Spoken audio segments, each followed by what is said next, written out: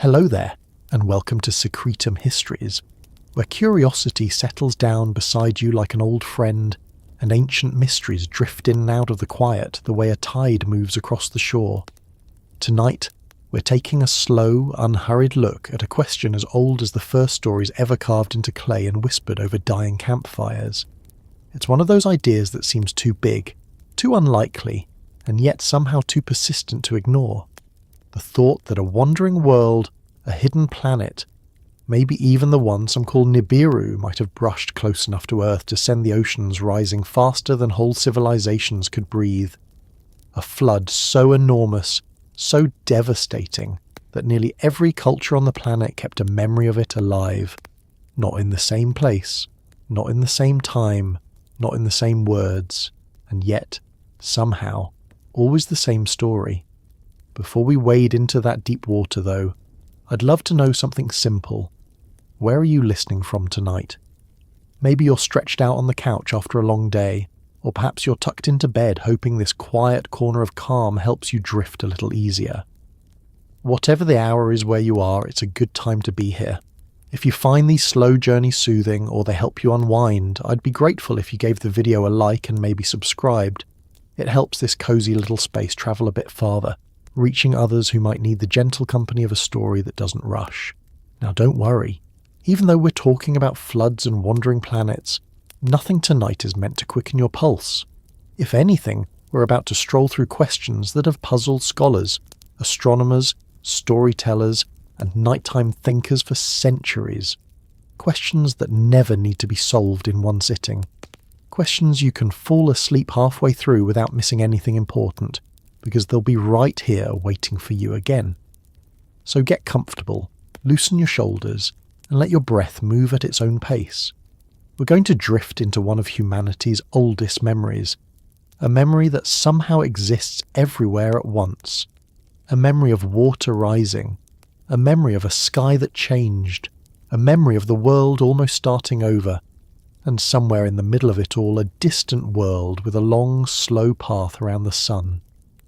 Long before satellites and telescopes, long before maps, long before the word planet meant what it means to us now, people looked up at the night sky and believed it held all the answers they would ever need. Every bright point of light had a personality, a reason, a story, a history.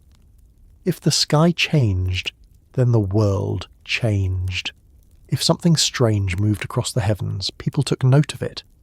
They carved those notes into clay tablets, painted them on temple walls, repeated them to their children so the story would never be lost. Among the oldest of those sky stories is Nibiru. To some scholars it was a star, to others a sign, to still others a wandering world, passing through every few thousand years like a cosmic visitor with questionable timing. And wrapped around that name, tightly knotted and difficult to unravel, is another story even older, a story that appears in Mesopotamia, in Egypt, in Greece, in China, across Native American traditions, in Hindu texts, in the Pacific Islands, in Scandinavian myths, and in places separated by oceans long before anyone built the ships needed to cross them. The story of a flood that covered everything. It wasn't a gentle rise of the tide or a bad storm season. It wasn't a list of heavy rains recorded by a bored scribe. This was something enormous, something civilization-ending, something that wiped the world clean enough that only a handful of survivors remained to tell the tale. And despite the distance between these cultures, despite the different languages, landscapes, and beliefs, the details line up far too neatly to ignore. There is always a warning, there is always a flood, there is always someone who survives because they listened, and there is always a sense that the sky had something to do with it. For some, the sky sent the rain. For others, the sky cracked open. For others still, a heavenly body brushed near enough to stir the oceans. Now, before anyone gets too carried away, none of this is about proving anything. Tonight is simply about exploring the possibility that ancient memories might hold more than metaphor, and that a world like Nibiru, if it existed, could have caused disturbances great enough to reshape the Earth's surface. What makes this particularly interesting is that our planet remembers disasters far better than we do. Ice cores keep records like librarians. Ocean sediments store long timelines of climate swings. Tree rings quietly note centuries of strange seasons. And myths, for all their dramatic storytelling, have an uncanny way of preserving the skeleton of real events, even when the details shift. The idea that a passing planet could influence Earth isn't as far-fetched as it sounds. Gravity is both subtle and relentless. A massive body moving close enough could pull at the oceans, tilt the axis, disrupt the climate, or even release enormous amounts of stored water in the form of melting ice or catastrophic rainfall. It doesn't need to crash into anything. It doesn't need to be visible to the naked eye for long. It only needs to come close enough, once, for the world to feel it. Ancient people may not have understood orbital mechanics, but they understood the sky. They tracked movements with an attention we rarely use anymore. Their records included patterns we now identify as planets, comets, eclipses, precession cycles, and seasonal changes tied to the stars. If something unusual passed overhead, even briefly, the event would have echoed through their entire worldview. And that brings us back to the flood. One of the strangest things about the Great Flood myth is how coordinated it seems. Cultures with no shared language, no shared roots, and no shared migration history all tell a version of the same catastrophic event. Not small floods, not long monsoon years, a global reset. The Epic of Gilgamesh describes waters rising high enough to swallow mountains. The biblical story of Noah mirrors details from Mesopotamian sources almost exactly. In India, the tale of Manu describes a flood so massive that humanity needed to be saved by a sacred being. In Greece, Deucalion and Pyrrha survive by retreating to a vessel as the rest of the world drowns.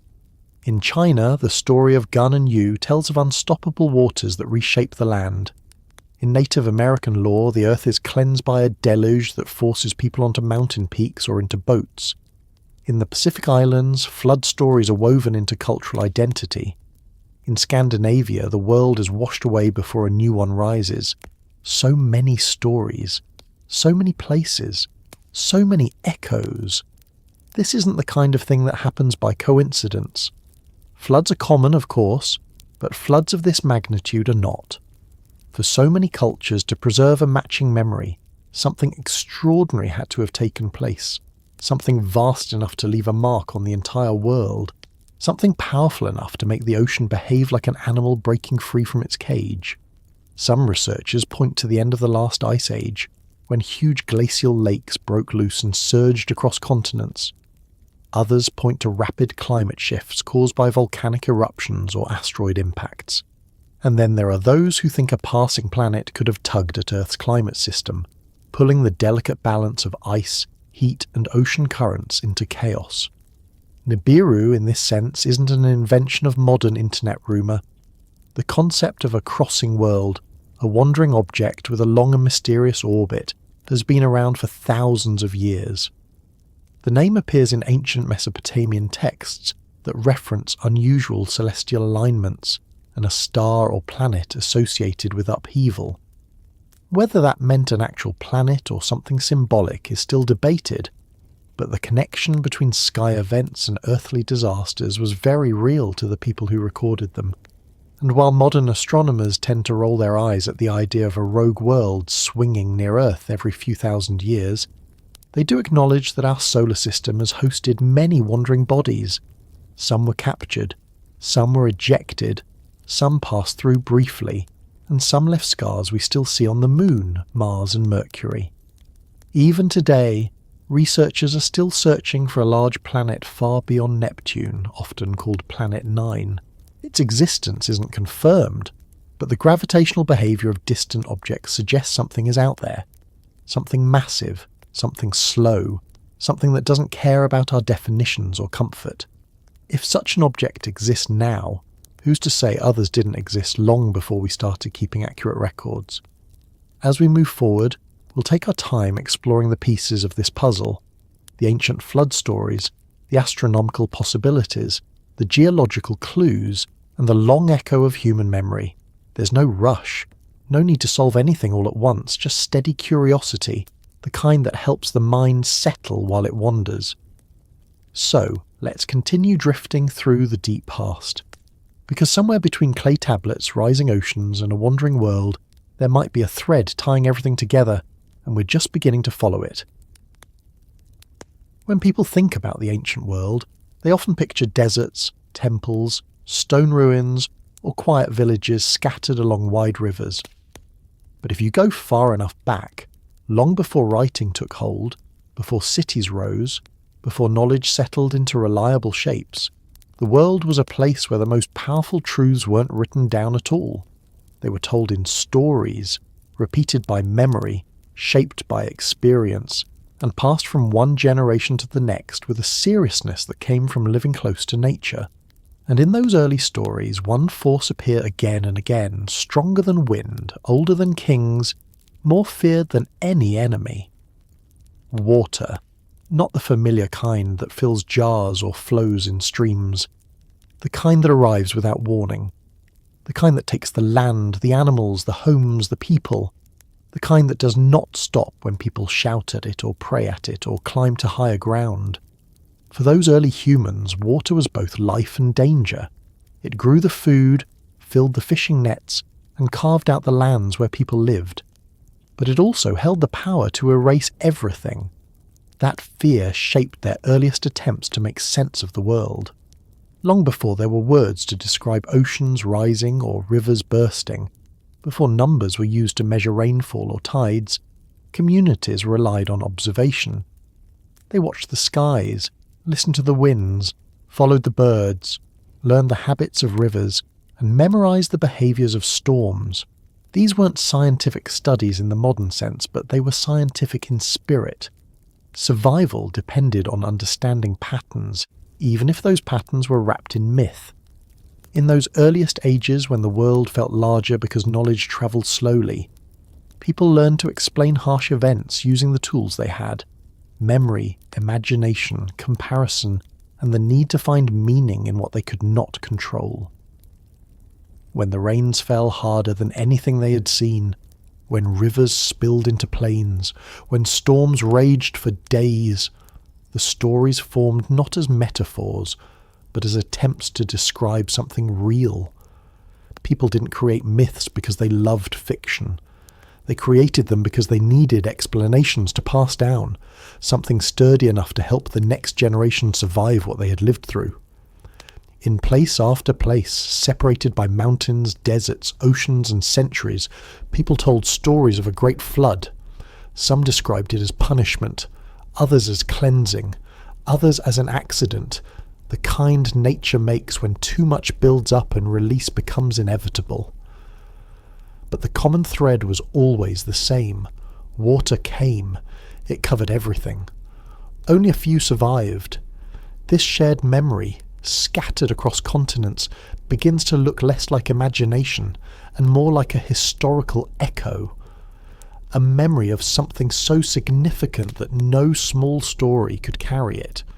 A memory so widespread that even cultures with no contact preserved a similar version of it. This persistence suggests that in the deep past something happened. It doesn't tell us exactly what or when, but it tells us that the earliest humans lived through events large enough to reshape landscapes and beliefs. Many of these early stories began before written language. Their details changed slowly over time as each generation retold them, adding local features, emphasizing survival in their specific regions, sometimes adding divine characters or placing the event into their own cosmology. But beneath the layers of storytelling sits an older core, one tied to the memory of an enormous flood. In Mesopotamia, one of the oldest civilizations on Earth, these stories eventually found their way onto clay tablets. But the myths themselves were far older than the tablets. People had been repeating them long before scribes learned to carve their symbols. In the version that eventually appeared in the Epic of Gilgamesh, the hero meets a survivor of a massive flood that wiped out humanity. This tale was already ancient when the tablets were written.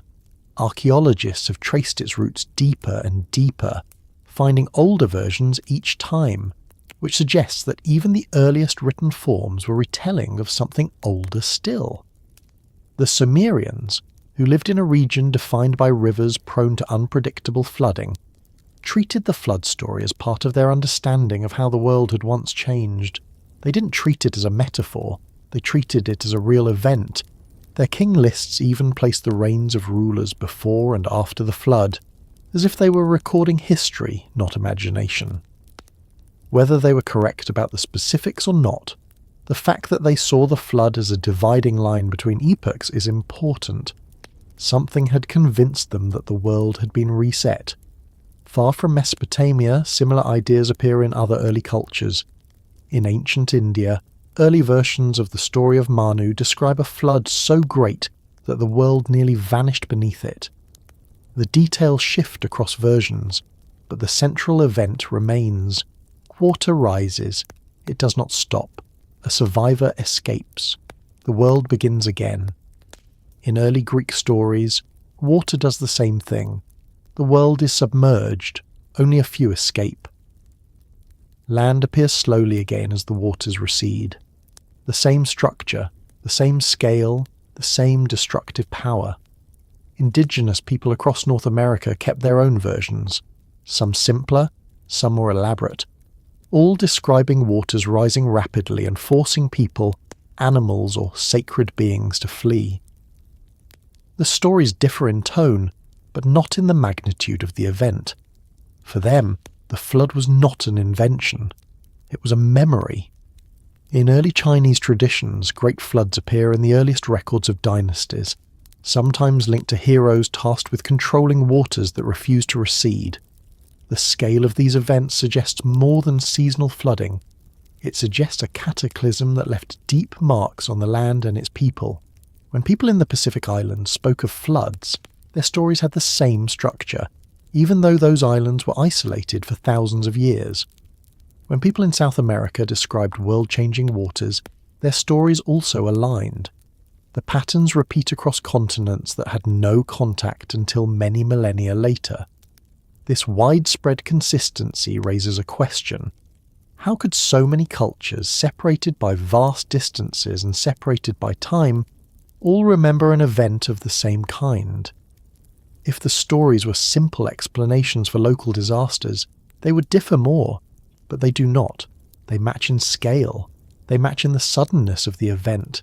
They match in the total transformation of the world.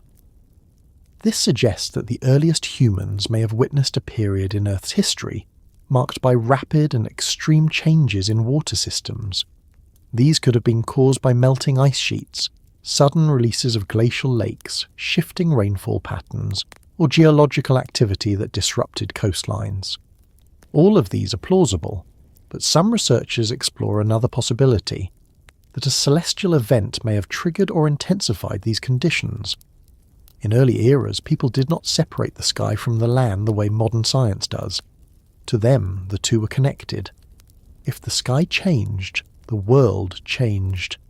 If something bright or unusual appeared overhead before a disaster, they remembered it. They described it as a sign, an omen, or a moving star. In some cases, they assigned it a name. If that name appeared again in later traditions, it is possible that the memory of that object survived through time. Some thinkers see in these stories the early impressions of a wandering object, something with a long, slow path, something that moved through the sky in ways that did not match the ordinary patterns. If such an object approached Earth, even if it passed at a safe distance, its gravitational pull could have created tidal forces or shifts in climate that affected the distribution of water across the planet. Not through direct collision, but through influence. Gravity does not require impact. It only requires proximity and mass. The earliest humans, of course, had no concept of gravitational fields. They would not have understood the mechanics of orbital interactions, but they would have seen the effects, and they would have turned those effects into stories that made sense to them. When the rains came suddenly, when rivers tore through valleys, when coastlines disappeared, they might have linked those events to whatever unusual thing they remembered seeing in the sky before it happened. These stories, shaped by memory and retelling, eventually became the myths we now read in ancient texts. But beneath the mythic language lies a simple pattern. Something happened. It was large. It involved water. It affected entire populations. It left a deep mark. When communities tried to rebuild after such an event, the memory of it became a guiding story. Something to teach children. Something to explain why the land looked the way it did. Something to remind people of the dangers they had survived. Over time, as writing developed, those stories were recorded.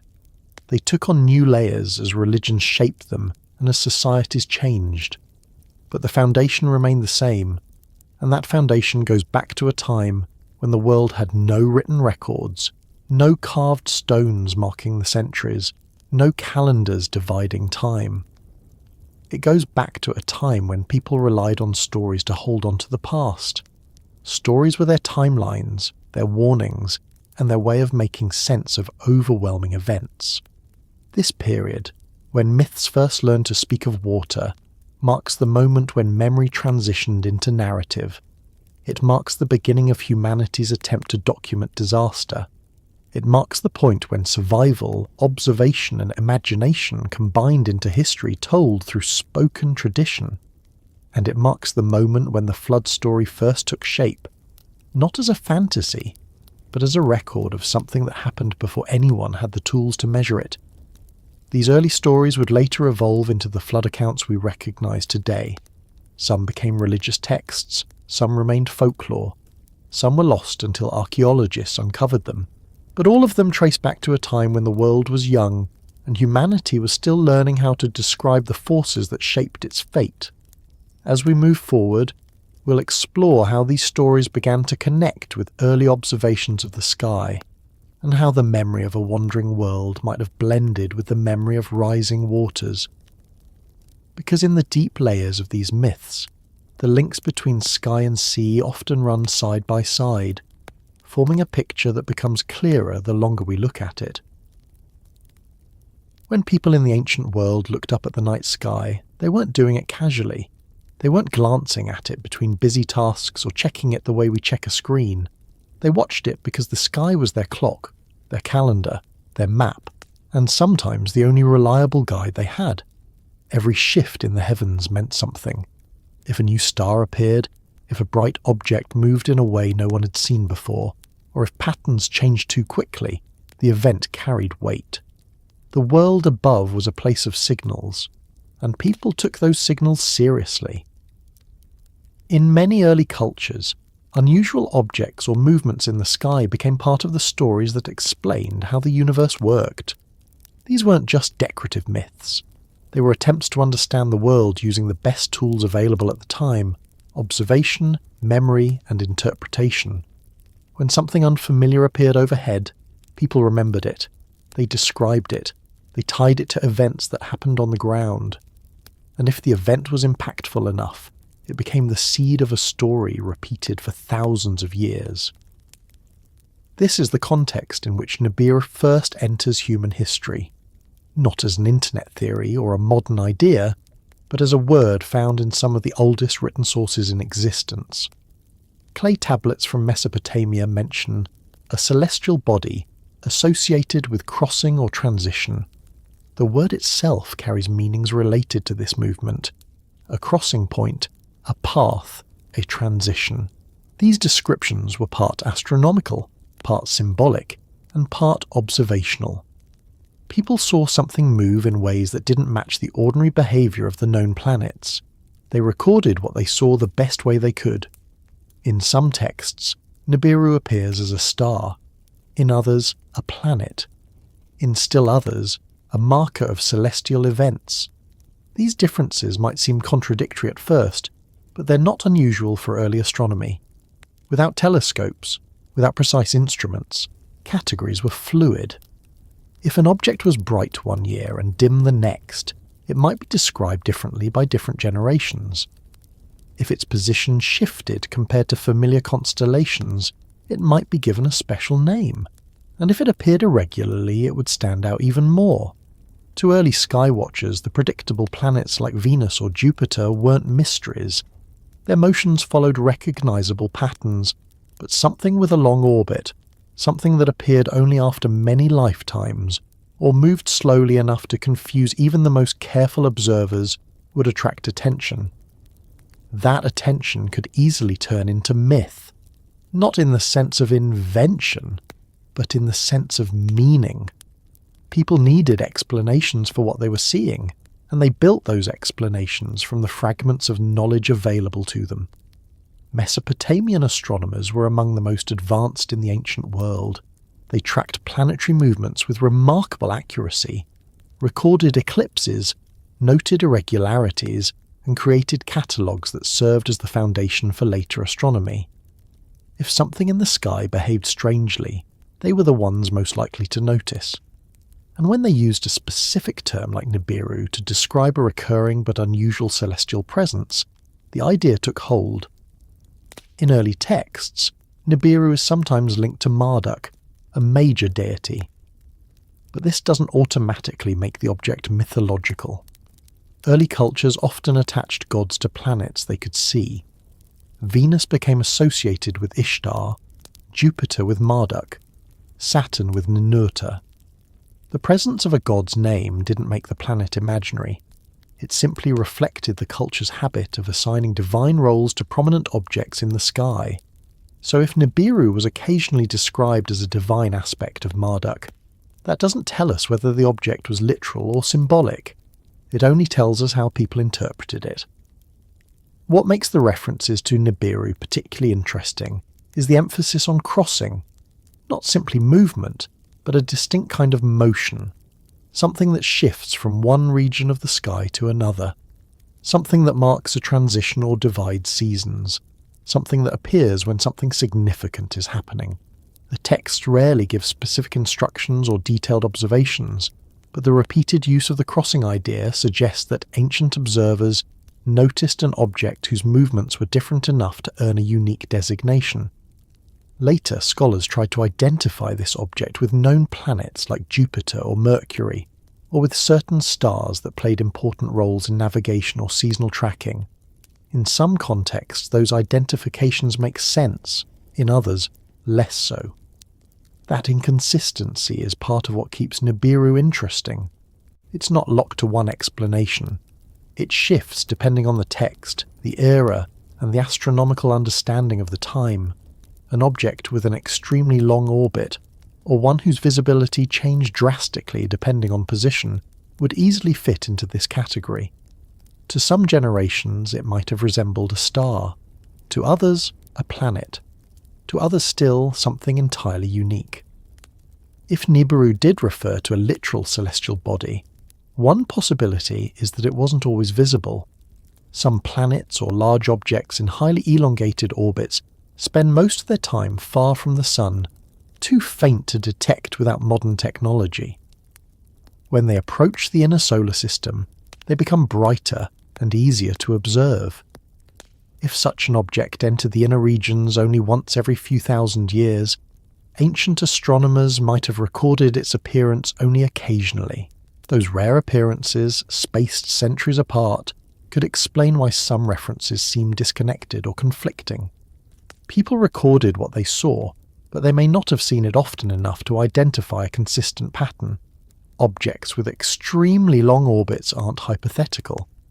Astronomers studying distant regions of the solar system have found evidence of large bodies, far larger than asteroids, that follow paths hundreds or even thousands of years long.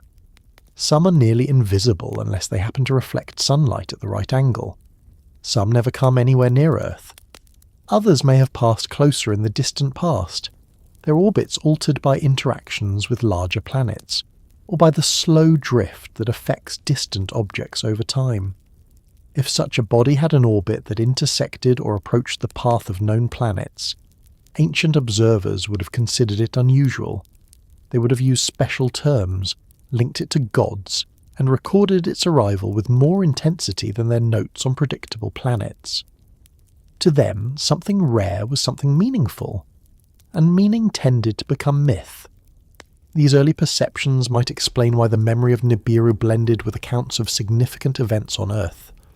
If a rare celestial object appeared during a period marked by change, destruction, or environmental upheaval, the two might become connected in the stories that survived. People living near rivers that flooded unpredictably might see a bright or strange object in the sky and associate the two events. This wasn't superstition. It was pattern-seeking based on limited information. If the world was changing below and something unusual appeared above, it made sense to connect them. This connection between sky and earth appears in many ancient cultures. The idea that unusual celestial events could accompany earthly disasters is common across early stories, not because people imagined connections where none existed, but because they were trying to make sense of overwhelming events. If a comet appeared before a major flood or a volcanic eruption, people remembered both events together. If an unfamiliar object moved across the sky before a period of unusual rainfall or shifts in seasons, the association stuck. For the earliest humans, the sky was a reflection of the world they lived in. They didn't treat it as a distant, separate place. It was woven into the land itself. A strange event overhead could easily become part of the story explaining what happened on the ground. Over time, those stories grew into the myths we now read in ancient literature. In some eras, the references to Nibiru appear alongside records of dramatic weather. In others, the name arises in periods marked by territorial shifts or natural disasters. While this doesn't prove anything about the object itself, it suggests a pattern. When the world changed abruptly, people looked to the sky for reasons, and if a rare object appeared during such a time, the event became significant enough to record. What makes this connection especially intriguing is that these stories didn't stay confined to one region. They spread. They inspired variations in nearby cultures. They influenced neighbouring kingdoms, and in some cases they travelled astonishing distances. Ideas about a crossing world appear indirectly in other mythologies as well, though with different names and different layers attached. Some cultures spoke of a stranger star. Others described a red object. Others spoke of a visitor that returned at long intervals. The details differ, but the pattern remains. Across the world, long before modern astronomy, people believed that unusual celestial motions could shape the fate of the Earth. They believed that the sky was full of signals, not in a mystical sense, but in a practical one. If the sky behaved strangely, something on the ground might follow. That belief shaped their interpretations of disasters, migrations, climate shifts, and the great changes that affected their ancestors. It's no surprise, then, that the memory of Nibiru became intertwined with stories of the Great Flood. Even if the object's role was symbolic in some interpretations, the connection between an unusual sky event and a massive upheaval on Earth was strong enough to endure. The earliest people didn't separate cosmology from geology or weather from astronomy. They saw the natural world as one system. When part of it changed, the rest followed. As writing developed, these early stories crystallized into more structured forms. Scribes, priests, and scholars began organizing the knowledge passed down to them. They took the early mentions of unusual celestial events and placed them into coherent frameworks. They described cycles, named objects, and assigned roles to stars and planets. Some of these writings focused on rituals and religious symbolism.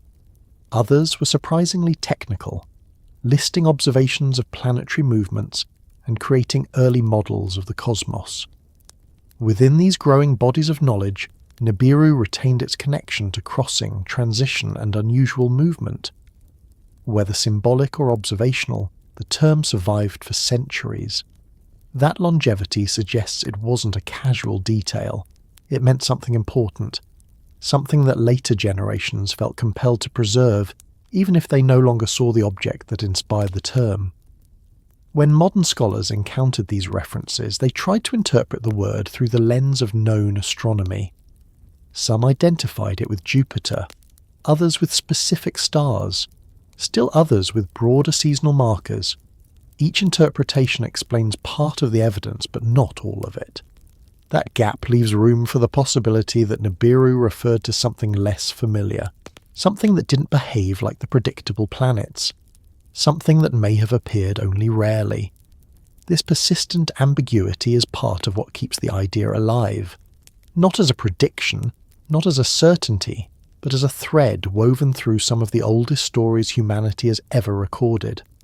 A thread connecting early attempts to understand the sky with early attempts to explain catastrophes on the ground.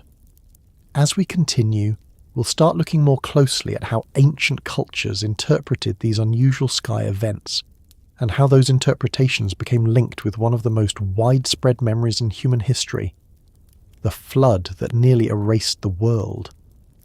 The story is still unfolding, moving from early observations to the moments when skywatchers and storytellers began connecting celestial phenomena to the sudden rise of the waters. Long before cities rose into the shapes we know, long before mathematics found its way onto tablets and scrolls, there were people who devoted their lives to watching the sky. Not casually, not as a pastime, and not as entertainment. They watched because understanding the heavens was one of the most practical skills a person could possess. A well-trained observer could predict the coming rains, identify the right moment to plant crops, track seasons, navigate long distances, and warn communities when something unusual was approaching.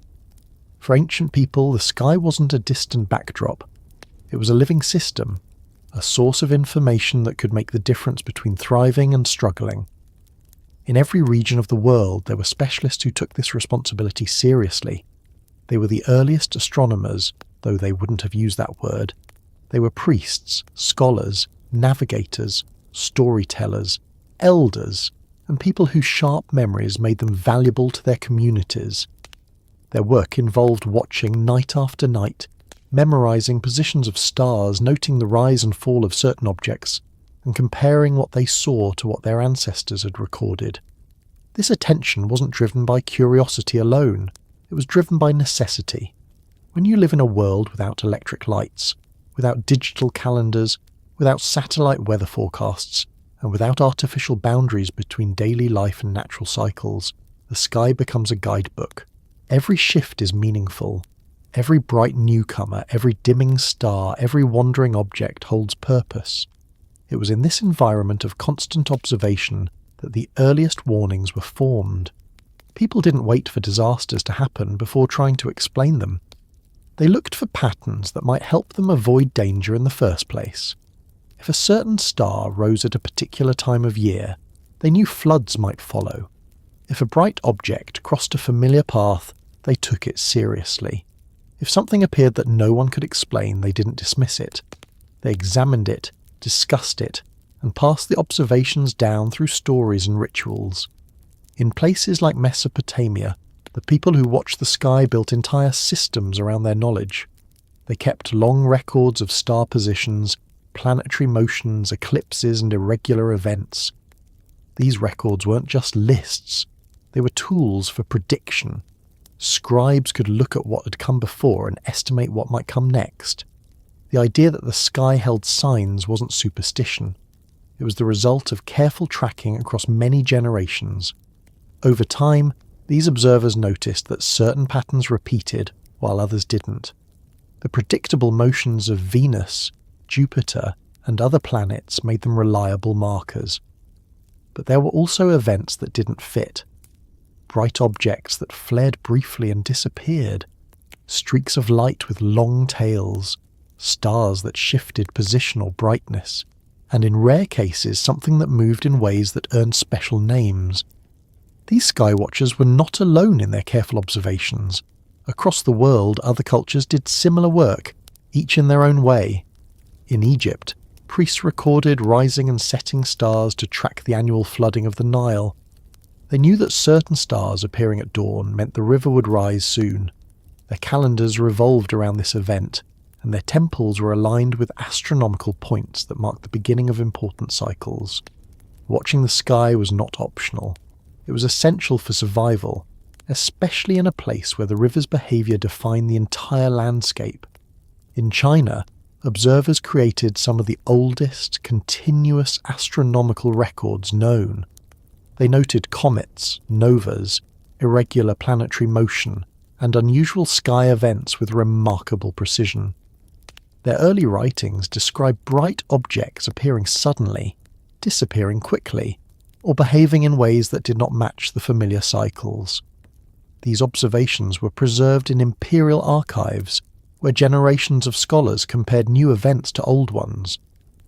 In Mesoamerica, cultures such as the Maya built structures aligned with solstices and equinoxes, mapped cycles of Venus, and tracked long calendars that stretched far into the past and future. Their skywatchers weren't merely estimating.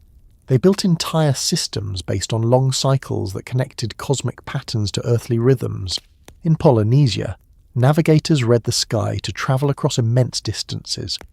They knew the positions of hundreds of stars, used them to find islands thousands of miles apart, and recognized shifts in sky patterns that signaled approaching storms or favourable conditions. Their knowledge wasn't written. It was memorized, practiced, and handed down in ways that ensured accuracy. These examples show that ancient skywatchers weren't mystics staring upward in wonder without understanding. They were careful, disciplined observers whose work was grounded in reality. Their records weren't vague. They were detailed enough that modern researchers still study them. It's within this vast network of early observational knowledge that humanity first noticed unusual movements in the heavens, movements that didn't match the ordinary behaviour of known objects. Some of these unusual events were comets, some were novas, some were meteors, but others were slower, steadier, and harder to categorise. They moved like planets, but not like the ones people recognised. If a rare object entered the inner solar system for a limited time, ancient skywatchers would have noticed. If it returned after enough generations had passed, they might have recognised it as the same object or described it with a term that conveyed crossing or transition. This is how the idea of unusual celestial visitors entered early stories. Those visitors were not always associated with disaster. Many were simply noted. But when unusual events in the sky coincided with disruptions on the ground, floods, storms, long seasons of rain, strange climatic patterns, the association between heaven and earth solidified. These associations weren't only symbolic, they were practical. If a particular sky event had preceded a disaster once, observers might treat it as a warning in the future. One important aspect of ancient astronomy is its long memory. Modern people tend to think in decades or at most centuries, but ancient observers often thought in larger scales. They preserved knowledge through stories that lasted thousands of years. In oral cultures, memory wasn't a simple act of recall. It was a skill honed through constant repetition. The stories they kept were the ones they considered essential. Stories of disasters were especially likely to survive, because teaching them to the next generation could protect the community. This long memory is part of why the concept of a crossing world endured. The word used in ancient texts carried the idea of a body that moved differently from predictable planets. Whether the object was a star, a planet, or a marker used to describe a region of the sky, the concept remained tied to transition. And transition often implied significance. When the earliest humans experienced floods, famine, or sudden climate shifts, they didn't have meteorological data to analyse. They had the sky. If something bright appeared before the rains arrived, the connection stayed in memory. If an unfamiliar object moved overhead before rivers overflowed, that detail entered the story. And if a rare celestial visitor returned after many generations, the memory of previous events might resurface and blend with the new observations. Many cultures have accounts in which skywatchers warn their leaders of impending events. These warnings often appear in stories about floods, storms, or great changes. In these narratives, the skywatcher notices something unusual. They recognise a pattern, they advise preparation, and even if the advice is ignored, the record of the warning becomes part of the cultural story. This structure appears in Mesopotamian flood legends, in early Chinese writings, in Mesoamerican accounts, in Polynesian oral histories, and in traditions across the Middle East. The details differ, but the framework is the same. Watchers see something in the sky, they voice concern, events follow. Over time, these stories solidified into organised traditions. Priests and scholars took on the responsibility of interpreting celestial signs. They created systems linking specific sky events to specific outcomes. Some of those interpretations were symbolic, others were based on accurate, consistent observations. In many cultures, eclipses were interpreted as warnings. Comets were treated as messengers. But slow-moving objects that didn't fit known patterns were more mysterious. They were harder to explain. They didn't always return within a human lifetime. When they did return, they sometimes brought disruption that observers couldn't ignore. In the fertile regions of the ancient world, where early civilizations grew around rivers and depended on seasonal cycles, consistency was everything. A small shift in rainfall could devastate crops. A sudden rise in water could destroy settlements. If a rare celestial event happened near the time of a disaster, the memory of that event became part of the story explaining what happened. Some scholars argue that early sky watchers overestimated the connection between the heavens and daily life. But when you consider how closely their survival depended on recognizing patterns, it becomes clear that they were not guessing. They were interpreting based on repeated observations. If they connected unusual sky events to unusual ground events, it was because they had seen it happen. The idea that the heavens held warnings was not superstition. It was an early form of predictive science. If something unusual appeared, people paid attention, not because they feared the sky, but because the sky had proven itself valuable. It's in this long, steady habit of watching and interpreting that the earliest references to a crossing world fit. Observers saw something rare enough to deserve a special term. They linked its movements to changes on the ground, and because those changes were significant, the memory endured. As human societies became more complex, sky watchers grew more specialized. Temples were built with astronomical alignments. Observatories were constructed in places like Babylon, Alexandria, Xi'an, and across Mesoamerica.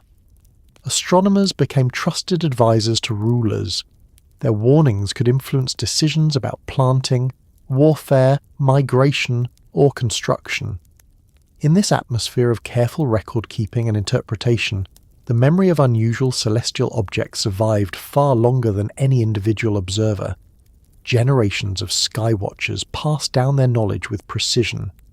When scribes eventually wrote these observations onto clay or carved them into stone, the memories gained permanence. Even if the object never reappeared, the record stayed. These early observations became the backbone of later interpretations that linked celestial visitors to major events in human history, including the Great Flood. The flood stories themselves were already ancient by the time they were written.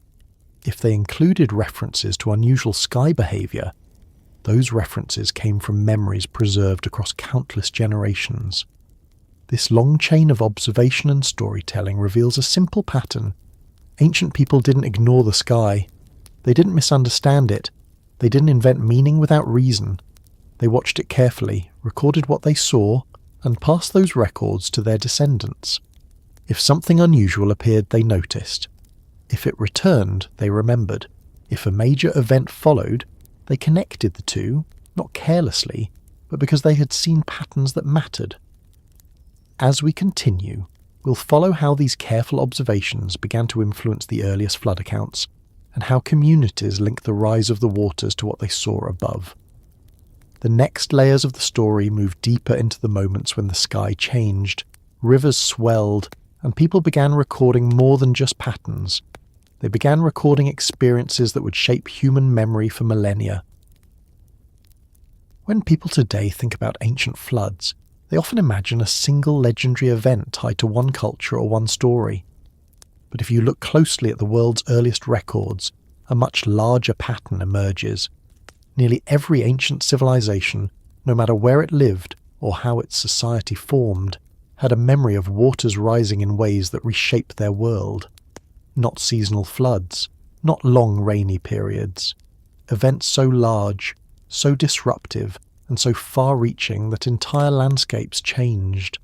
Shorelines moved, rivers carved new paths, communities vanished, and the people who survived carried the memory forward with a seriousness that only comes from living through something that upends everything you thought was stable. These stories weren't written all at once. They lived inside communities long before writing existed, held in memory by elders, priests, navigators, and storytellers. And because these memories were important, they were repeated with great care. Accuracy mattered, details mattered, the devastation mattered. People wanted the next generation to understand what had happened so they could be prepared, if preparation was even possible. When these stories were eventually written down, they took on different shapes depending on the culture. Some became religious texts, others became myths. Others were woven into the early historical records of their people. But beneath all those variations sits a shared understanding. At some point in the distant past, the oceans rose in ways no one could forget. In Mesopotamia, where some of the oldest written documents were created, these memories appear in both mythic and semi-historical forms. The Epic of Gilgamesh includes a detailed account of a flood so massive that only one man was warned in time to build a vessel. This story contains practical descriptions, waterproofing the boat, gathering animals, closing the door, sending out birds to find dry land. These details weren't meant to sound magical. They were meant to sound real, because they were drawn from memories of actual experience. But the flood story in Gilgamesh wasn't the first of its kind. Older Sumerian tablets also describe waters rising suddenly, wiping out entire settlements and forcing the survivors to rebuild in new locations. Archaeologists studying the region have found layers of river deposits and silt that mark periods of extreme flooding. Some were regional, but others appear more widespread, large enough to leave traces across multiple ancient cities. These events happened long before the myths were written, suggesting that the stories preserved memories stretching deep into the past. Elsewhere in the ancient Near East, versions of the flood story took different forms. In the Hebrew tradition, the flood became a central narrative in religious texts, reinforced through generations of retelling. But this story didn't appear out of nowhere. It shares clear similarities with older Mesopotamian versions, indicating that the memory of the flood moved across cultures as people migrated, traded, married, and shared their histories. Moving from the Middle East to South Asia, early Indian traditions contain their own intricate memories of a great deluge. In the story of Manu, a terrible flood covers the world, and a survivor is guided to safety with the help of a sacred being. The cultural framing changes, but the structure remains familiar. Sudden rising waters, widespread destruction, and survival by preparation or warning. Scholars believe this story may preserve memories of catastrophic flooding during the end of the last ice age, when large glacial lakes in the region burst and transformed entire landscapes. Travel further west to Greece, and the pattern appears again. In the story of Deucalion and Pyrrha, the world is once again consumed by rising waters. Only a few survive to rebuild civilization. Greek storytellers preserved practical details as well. Vessels prepared in haste, mountain refuges, slow receding waters, which mirror the structure of flood stories from other parts of the world.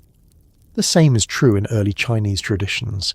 Ancient texts describe devastating floods that spread across vast regions, sometimes lasting years. These weren't gentle rising waters. They were disruptive enough to appear in early dynastic histories, described in terms that suggest the event had shaped the land so drastically that new systems of governance emerged as a response. Some scholars connect these stories to large-scale flooding events caused by early climate shifts in the region, which would have profoundly impacted people who depended on rivers for agriculture and stability. Indigenous cultures across North America also maintained memories of vast floods. Different tribes preserved different details, but many speak of waters covering the land, carrying people away, or forcing communities to flee to high ground. These stories often include elements of survival, rafts, elevated shelters, mountains that became temporary islands. Scientists studying ancient geology in North America have found evidence of massive floods, such as those caused by the sudden release of glacial lakes during the end of the last ice age. These floods were so large that they carved immense channels into the land, formed new rivers, and reshaped terrain in ways visible even today. In South America, the pattern continues. Many early cultures, including those in the Amazon basin and the Andes, passed down stories of floods that covered their world. Some speak of a few survivors, some describe warnings, some mention unusual signs in the sky before the waters rose. Though expressed differently, the narrative structure remains consistent. Overwhelming water, sudden change, and memory preserved for future generations. In the Pacific Islands, flood stories often involve moving to new islands or escaping rising seas. Communities across Polynesia, Micronesia, and Melanesia have memories of water overtaking land, forcing them to leave their homes. These cultures depended on keen environmental awareness, and the stories they preserved often include details about changing sea levels, storm surges, and catastrophic waves. Scientists studying the region have noted that sea levels changed dramatically as the last ice age ended, and that low-lying islands were submerged or reshaped. These changes could explain why so many flood memories persist across the Pacific. In northern Europe, some early stories describe floods associated with the shaping of the land after glaciers retreated. The myths preserved in Norse traditions include references to waters covering the earth before land reappeared, an idea that aligns with geological evidence from the region. Taken together, these stories form a global pattern. They come from environments as different as river valleys, coastal regions, mountain ranges, and island chains. Yet they all describe events on an enormous scale. This suggests that early humans lived through periods of significant disruption caused by rapid changes in water levels. But what caused these events? Modern science offers several possible explanations, ranging from the melting of ice sheets to shifts in rainfall patterns, volcanic activity, and earthquakes disrupting coastlines. However, some researchers have explored another possibility, that a rare celestial event might have influenced Earth's climate or oceans in ways that triggered large-scale floods. This is where the memory of a crossing world becomes relevant. If ancient people saw an unusual object in the sky before major floods occurred, the association between the two could have persisted long after the event itself faded from direct memory. While it's difficult to determine exactly what ancient people saw, their stories consistently link unusual celestial behaviour with environmental changes. Not all floods were global, of course. Many were regional, but large enough to feel world-ending to the people affected. Yet the global consistency of the flood narrative suggests that multiple regions experienced major water-related disasters around the same general time period, likely during the long transition out of the last ice age. Sea levels rose rapidly during this period, by nearly 120 metres overall, with several sudden surges lasting decades or centuries. These surges were large enough to submerge coastlines, flood entire regions, and force migrations across continents. Archaeologists studying ancient shorelines have found evidence of settlements now underwater, some located miles off modern coasts. These settlements would have been lost quickly as oceans rose, leaving communities with little time to adapt. This kind of widespread change would not have gone unnoticed. It would have transformed hunting grounds, destroyed farmland, displaced animals, and forced humans to relocate. Those who survived would have carried the memories with them, embedding them into stories that served both as warning and explanation. Another factor to consider is that early human populations were smaller and more interconnected within their regions. When a major flooding event happened, it often affected everyone. Entire communities experienced the disaster together. This collective memory made the story stronger, more durable, and more likely to survive through oral tradition. In places like Mesopotamia, river flooding was already a major part of life, but ancient layers of sediment show periods where flooding was far more intense than usual. These periods align with times of climate instability and could have contributed to the development of major flood narratives. When people rebuilt their lives after these disasters, they placed great importance on remembering. Memory became a survival tool. If such an event happened once, it could happen again. Stories served as warnings, education, and identity. And because the memories were so powerful, they persisted long after the original causes were forgotten. In many cultures, these stories eventually took on layers of religious meaning. Deities were woven into them, moral lessons were added, symbolism developed. But the underlying structure remained grounded in real events. The emotional weight of surviving a flood was far greater than any symbolic embellishment added later. The core of the story was always the same. The water rose higher than anyone had seen. The land changed. The world felt new after the waters receded. One of the most striking aspects of these stories is their balance of detail and simplicity. They focus on the essentials: water rising, people fleeing, survival against the odds, and the eventual return of dry land.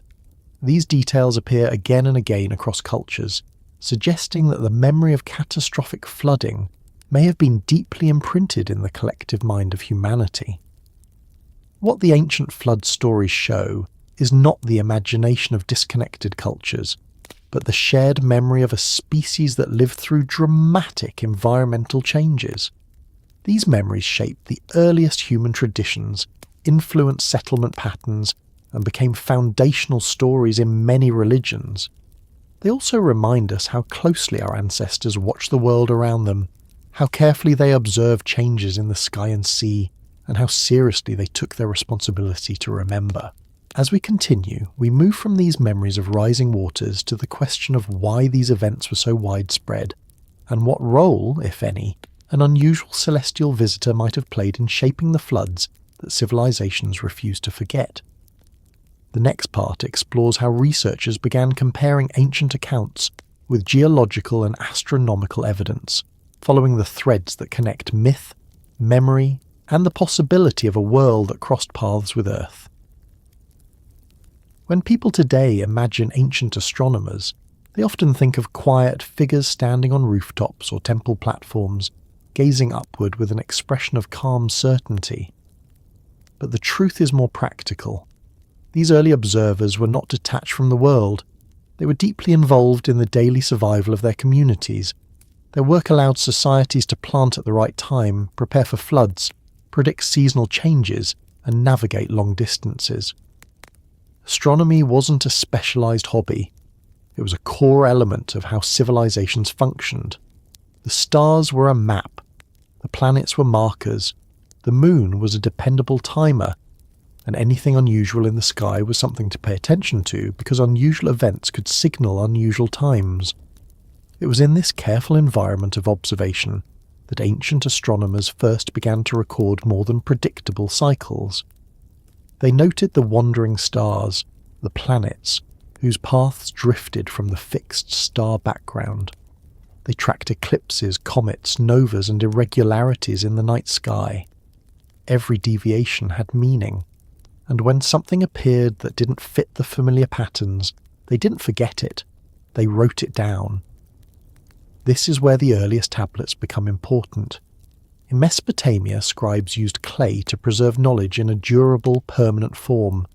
These tablets recorded everything from trade transactions to hymns to astronomical observations. Many of the most intriguing texts belong to a series known as the astronomical diaries, which record daily sky conditions over centuries. These diaries contain routine descriptions, planetary positions, cloud cover, notable events, but they also include references to unusual objects. Among these objects are references that some scholars have interpreted as early attempts to describe a body with irregular movement. The term Nibiru appears in some texts associated with a crossing point or a celestial object that transitions between sky regions. These references have been debated extensively, but they all share one feature, the idea of motion that stands out. To early astronomers, anything that moved differently from the known planets required classification. They didn't always have the vocabulary to describe these objects precisely. They used the terms available to them, which sometimes led to multiple interpretations. But the persistence of a word like Nibiru across different periods suggests that the term meant something important. It was not a casual label. It carried meaning shaped by observation and tradition. Modern researchers examining these tablets have found that Nibiru's meaning shifts depending on the time period. In some cases, it refers to a star connected to seasonal markers. In others, it seems linked to Jupiter. In a few, it appears to represent a body whose motion is tied to the idea of crossing. This inconsistency doesn't weaken the concept. It suggests the term was flexible enough to describe more than one thing, while still maintaining its core association with transition. If ancient observers saw an object with an extremely long orbit, it would have been difficult to track consistently. It might have appeared only once every few hundred or thousand years, bright enough to be noticed only during part of its path. Such rare events could inspire stories and warnings that endured long after the object itself disappeared from view. When another generation saw something similar, they might connect it to the stories of their ancestors and give it the same name or assign it a similar meaning. This process of linking new observations to old memories is one reason why ancient texts are such valuable sources. They reveal how early astronomers interpreted celestial events through the lens of their inherited knowledge. They also show that unusual objects in the sky were not dismissed or forgotten. They were recorded with care. In Babylon, astronomical schools developed complex methods for tracking celestial cycles. They created star lists, ephemerides, and predictions. Their work was mathematical, systematic, and in many cases surprisingly accurate. When something unusual happened, like the appearance of a bright new star, the record of it was included in the tablets. In some years, these unusual events are described alongside reports of environmental disruption, such as heavy rainfall, floods, or failed crops. While correlation does not equal causation, these pairings demonstrate that ancient observers saw the sky and the land as interconnected parts of the same system. In Egypt, astronomical records were tied to religion and governance. Priests tracked the heliacal rising of stars to predict the flooding of the Nile. They built temples aligned with celestial events. Their star maps contain references to unusual objects as well, though fewer than the Mesopotamian texts. Still, the broad pattern remains. When the sky changed unexpectedly, people took note. In China, early astronomers observed comets, novas, and other irregular sky events with a degree of precision unmatched by many other cultures. Their records include references to guest stars that appeared suddenly and faded. Some of these records correspond to known supernovae. Others describe objects whose identity remains unclear. These observers also linked sky irregularities with earthly consequences. A strange object could signify a coming change, whether social, political, or environmental. If a long-orbiting object entered the inner solar system during this time, it would have been visible across many regions. If it appeared slowly, brightened over time, and moved against the star background in an unfamiliar way, astronomers would have tracked it carefully. Even if they didn't know what it was, they would have recorded its presence. And if significant natural disasters followed its appearance, the association might have taken root. Archaeological discoveries have revealed that many early cultures had more sophisticated astronomical knowledge than previously believed. Stone structures in Neolithic Europe align with solstices and equinoxes. Sites in South America, such as Chanquillo, appear to be ancient solar observatories. Polynesian navigators memorized hundreds of star positions. The Maya developed detailed calendars based on observed cycles. These examples show that early humans took astronomy seriously everywhere on Earth. If a wandering planet, or any large celestial object, passed close enough to be seen, it would have been noticed by these communities. And because knowledge travelled through trade, migration and storytelling, the memory of it could have spread widely. People might not have agreed on the object's exact nature, but the event itself would have left a mark on their records. Modern astronomers studying the distant solar system have found evidence that large objects may exist far beyond the orbit of Neptune. Some of these hypothetical bodies follow elongated orbits that take thousands of years to complete. These objects are difficult to detect, even with modern instruments. If one such object had moved closer to the Sun in the past, its appearance could have been brief and its path unique enough to confuse early observers. This possibility does not confirm the ancient references, but it makes it reasonable to consider how a rare event might influence ancient records. Another fact to keep in mind is that ancient astronomers sometimes describe the same object differently, depending on its position in the sky. If an object appeared near the Sun at one time and near a constellation at another, it might receive different labels. This could explain some of the inconsistency in the tablets. They were describing what they saw from the ground, using terminology tied to their culture and cosmology. The idea of a wandering planet becomes especially interesting when placed alongside ancient flood counts. Many cultures connect unusual sky behavior with environmental change. Sometimes this appears in symbolic language. Other times, the connection is more direct. The records do not prove that a celestial event caused the floods recorded in myth, but they do show that ancient people believed the sky could influence the land. This belief was not irrational. Comets can be associated with meteor showers. Eclipses can cause temporary darkness. Large volcanic eruptions can darken the sky for months. Climate events can be influenced by solar cycles. The link between the heavens and earthly conditions was not purely symbolic. It came from observation. Some ancient tablets describe periods of unusual weather following unusual celestial events. These descriptions often appear in administrative records rather than mythic texts, which suggests the observations were practical, not symbolic. If a strange object appeared overhead and crops failed the following season, astronomers noted both events.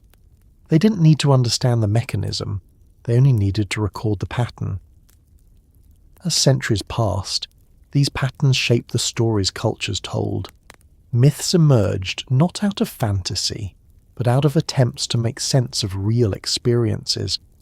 This blending of observation and storytelling is how the memory of a wandering planet may have become connected to the memory of great floods. While the term Nibiru evolved, its association with crossing and transition persisted. Some scholars interpret this crossing as a reference to the solstice point or to the equinox. Others see it as a more literal description of an object crossing sky regions. The ambiguity leaves room for interpretation. But what matters more than the exact definition is the persistence of the concept. People continue to use the term across centuries. They used it to describe important celestial conditions. They used it in context related to change. This persistence suggests that even if Nibiru referred to different objects at different times, the underlying idea of a wandering or crossing body was familiar to ancient astronomers. It was not an invented idea. It was part of their framework for understanding the sky. In modern times, researchers studying these tablets look for patterns. They compare astronomical records to geological evidence. They examine ancient climate data alongside written histories. They look for overlaps between celestial events and environmental disruptions. This interdisciplinary approach doesn't prove the existence of a wandering planet, but it gives space to consider how celestial events might influence Earth systems. If an object with enough mass passed near Earth, even without colliding, its gravitational influence could affect tides, climate patterns, or volcanic activity. These effects would not be immediate or uniform. They would vary depending on the distance, the speed of the object, and Earth's position relative to it. Ancient people wouldn't have understood these dynamics, but they would have experienced the outcomes. When modern astronomers attempt to reconstruct the history of the solar system, they consider many possibilities. Some models include large objects being ejected or captured. Some involve long-period bodies that rarely venture near the Sun. If such objects existed, some might have been observed by ancient sky watchers. Even if those observations were rare, they could have left a mark on early astronomical traditions.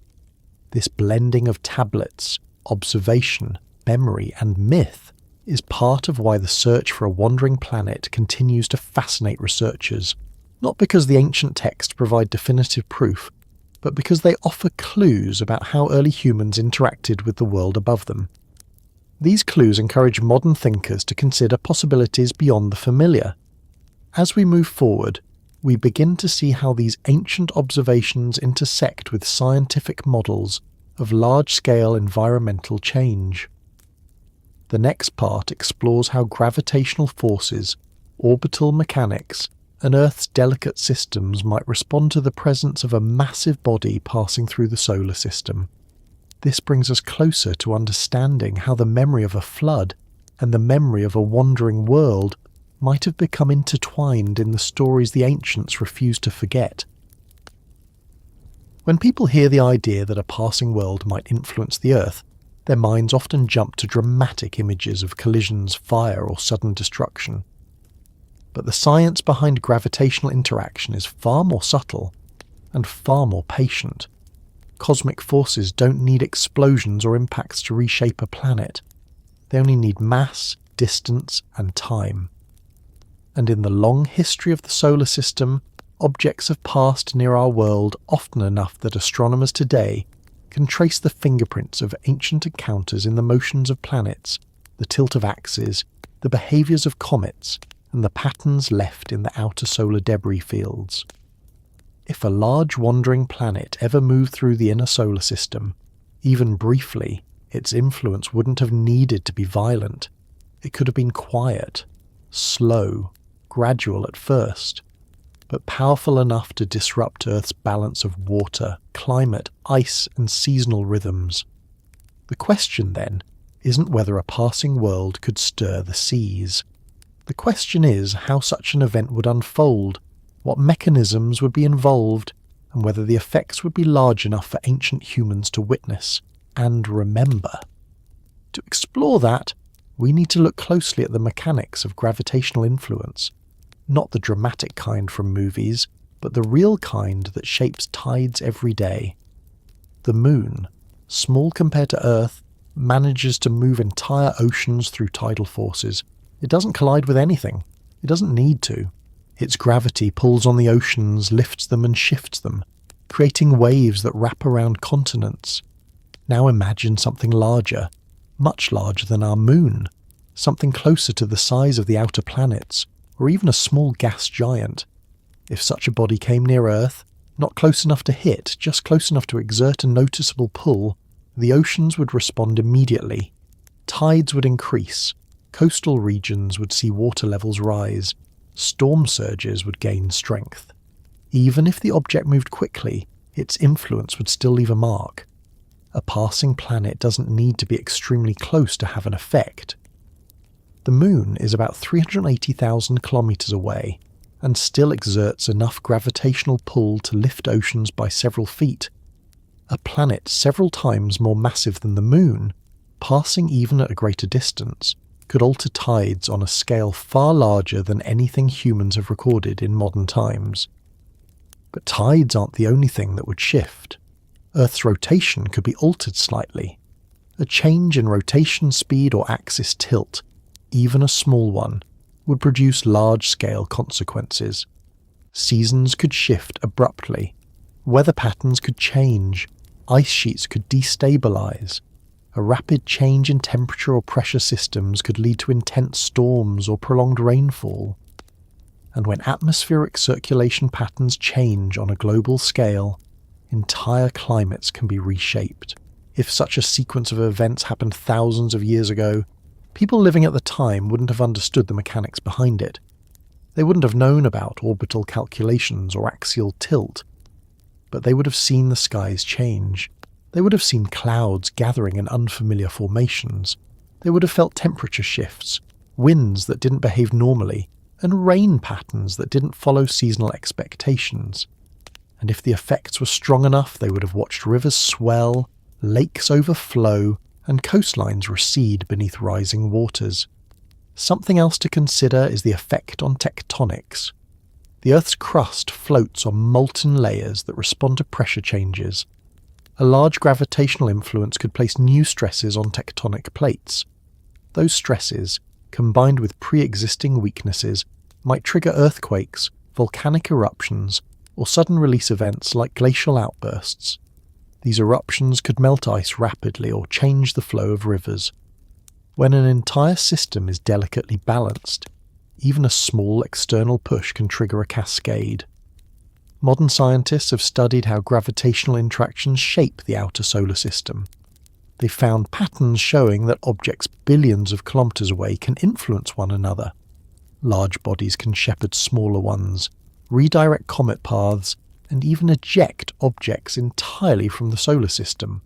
These effects don't require impacts. They require mass and time. In the inner solar system, the gravitational balances are tighter. The planets move in stable orbits, but those orbits were shaped by billions of years of interactions. If, at any point in the past, an object with a highly elongated orbit came through the region, passing between Mars and Earth or beyond Earth's orbit, the effects could be measurable. Today, computational models of early solar system formation suggest that several large bodies may have roamed the early system before settling or being ejected. Some of these bodies might have crossed Earth's path at distances close enough to influence climate or water systems. One commonly studied example is the Younger Dryas period, a sudden cooling event that occurred at the end of the last ice age. Researchers still debate its cause, but one possibility involves disruptions to ocean currents. These disruptions may have been triggered by sudden fresh water release from glacial lakes. Something needed to destabilize these ice systems. It could have been climate fluctuation. It could have been Earth's own internal processes.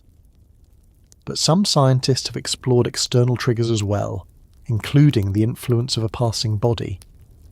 If an object approached the solar system on a long, slow orbit, spending most of its time far from the sun, it might pass unnoticed for centuries.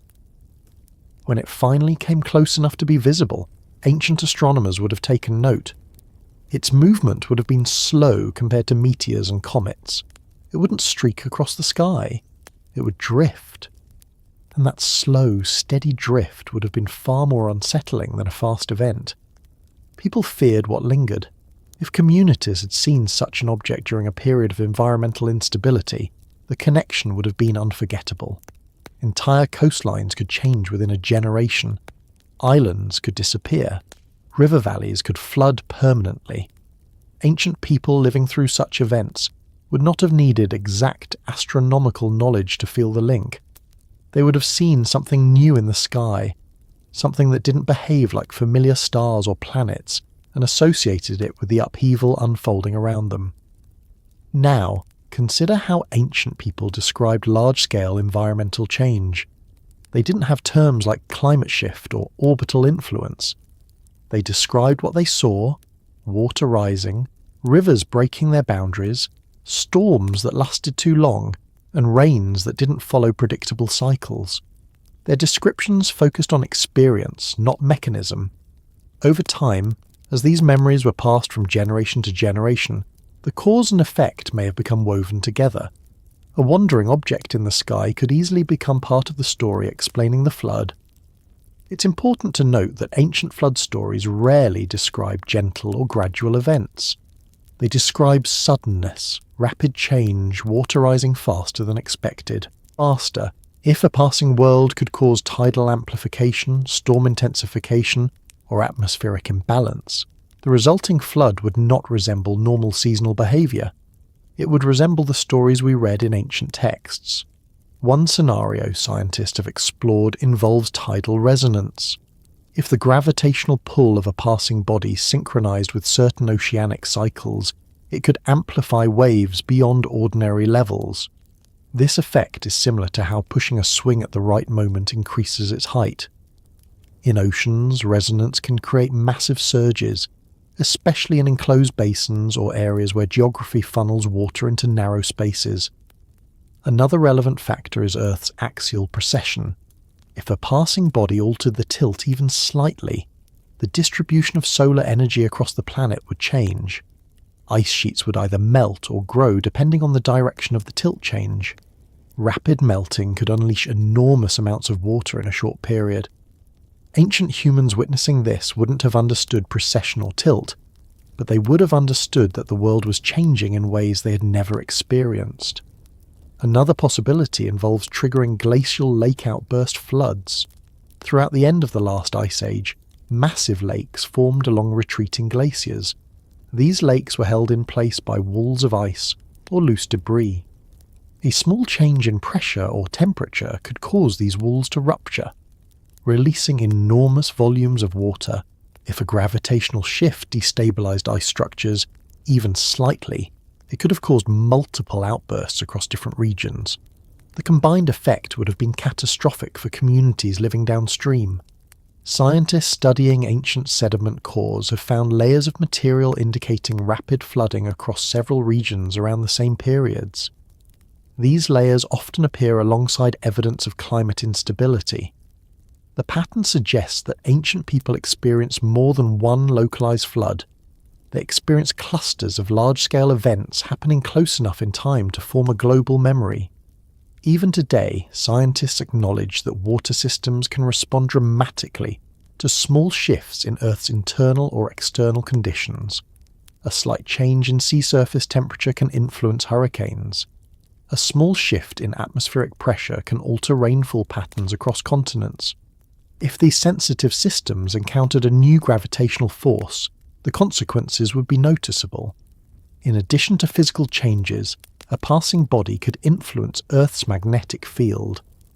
The magnetic field is generated by the motion of molten iron in the core. External gravitational forces can influence this motion subtly. A shift in the magnetic field could allow more solar radiation to reach the planet temporarily, affecting temperatures, winds, and weather systems. Ancient humans wouldn't have known anything about geomagnetism. They would have noticed only the visible effects: stronger storms, unusual skies, and water behaving unpredictably. Modern scientists also study how orbital resonances shape planetary systems. When two bodies move in synchronized orbital patterns, even briefly they can exchange energy. Earth's orbit could be affected by a passing world through such interactions. A small change in orbit could change how much sunlight Earth receives over time. These subtle shifts can lead to climate fluctuations. A period of strong warming or strong cooling could destabilize ice sheets and alter rainfall patterns enough to produce floods. All of these mechanisms demonstrate that a passing world doesn't need to collide with Earth to influence it. Gravity doesn't need permission. It simply acts wherever mass exists.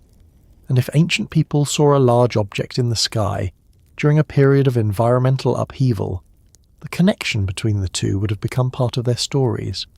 These stories were passed down because they held practical significance. Communities needed to remember the events. They needed to learn what signs to watch for. If an unusual object appeared in the sky again, those memories could help them prepare. Over time, the details changed. The object gained names, meanings, and roles shaped by the culture telling the story. But the core idea remained. Something passed overhead, and the world changed. As we move forward, we step from the scientific possibilities to the human experiences connected with them.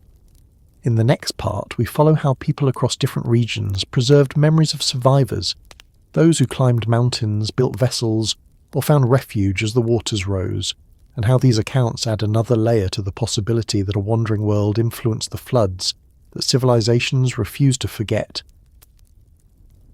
When people think about the Earth, they often imagine a solid, steady planet where continents sit firmly in place and oceans follow simple rhythms. But the Earth beneath our feet is never still, and the oceans that surround every landmass are always in motion.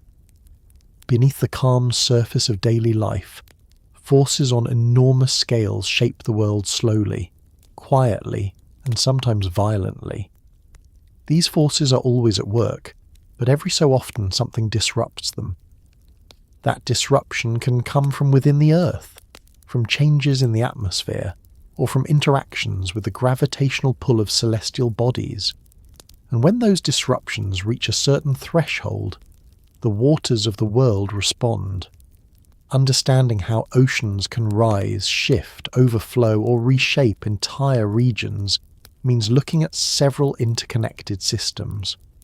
The Earth's crust, the movement of its tectonic plates, the behavior of its tides, and the circulation of water across the globe all affect how stable the environment is. These systems are sensitive enough that small changes can create large consequences. If an external influence adds pressure, something like a gravitational pull from a passing planetary body, the effects can amplify in ways that feel sudden, intense, and unforgettable. To understand this interplay, start with the tectonic plates. The Earth's crust is not one solid piece. It is divided into large plates that float on top of a shifting molten layer beneath. These plates move slowly, often only a few centimeters a year, but their motion shapes mountains, valleys, ocean basins, and coastlines. When one plate pushes against another, the Earth bends or breaks. This can create earthquakes, volcanic activity, or sudden releases of pressure that affect entire regions. These movements have happened for millions of years, but when something disturbs the balance, the effects can accelerate. A gravitational pull from a large external object, even if exerted at a distance, could influence the stresses on the crust. It wouldn't need to be dramatic. A slight increase in stress on areas already close to breaking could trigger earthquakes or volcanic eruptions. Ancient people living through these events would not have known the cause. They would only have seen the outcomes: land shaking, mountains erupting, and waters responding. Some ancient stories describe events where the land seemed to collapse or shift before the floods came. These accounts often appear alongside descriptions of strange signs in the sky. It is not difficult to imagine how people connected these events. If the earth shook and the skies changed at the same time, the experience would have felt linked.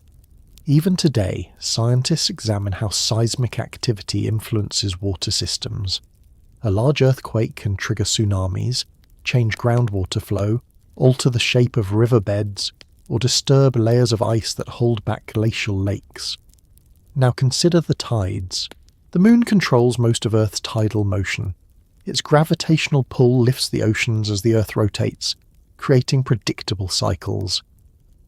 But the tides are also influenced by the sun. When the Earth, sun, and moon align, tides become stronger, creating what are known as spring tides. When they form right angles, tides weaken. This is normal. But imagine adding a third gravitational influence, something large enough to interact with the tides.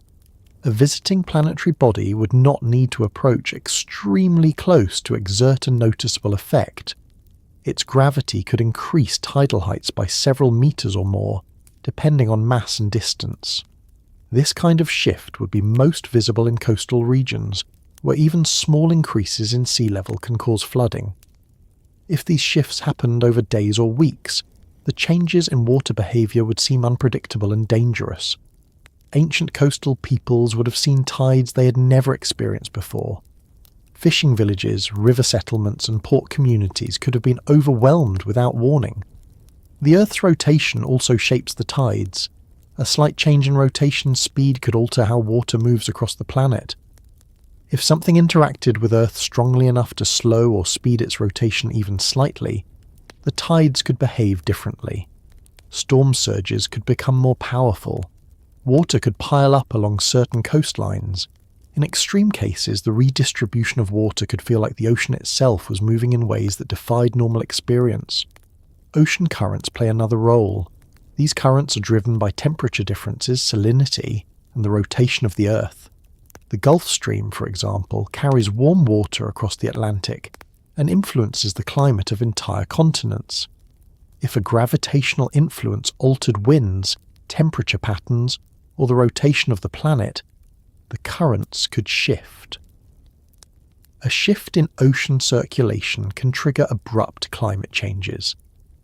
Scientists believe that at the end of the last ice age, changes in ocean currents helped cause periods of sudden warming and cooling. These changes destabilize large ice sheets, leading to rapid influxes of fresh water into the oceans. Freshwater influxes are important here because they can raise sea levels very quickly.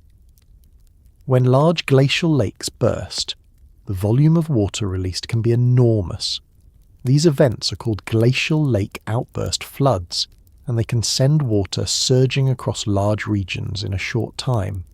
If a gravitational shift or increased seismic activity weakened the ice holding these lakes in place, multiple outbursts could occur in close succession. The combined effect could create regional floods large enough to be remembered for generations. Another element to consider is sea level rise during the end of the last ice age. As global temperatures increased, ice sheets covering North America, Europe, and parts of Asia melted.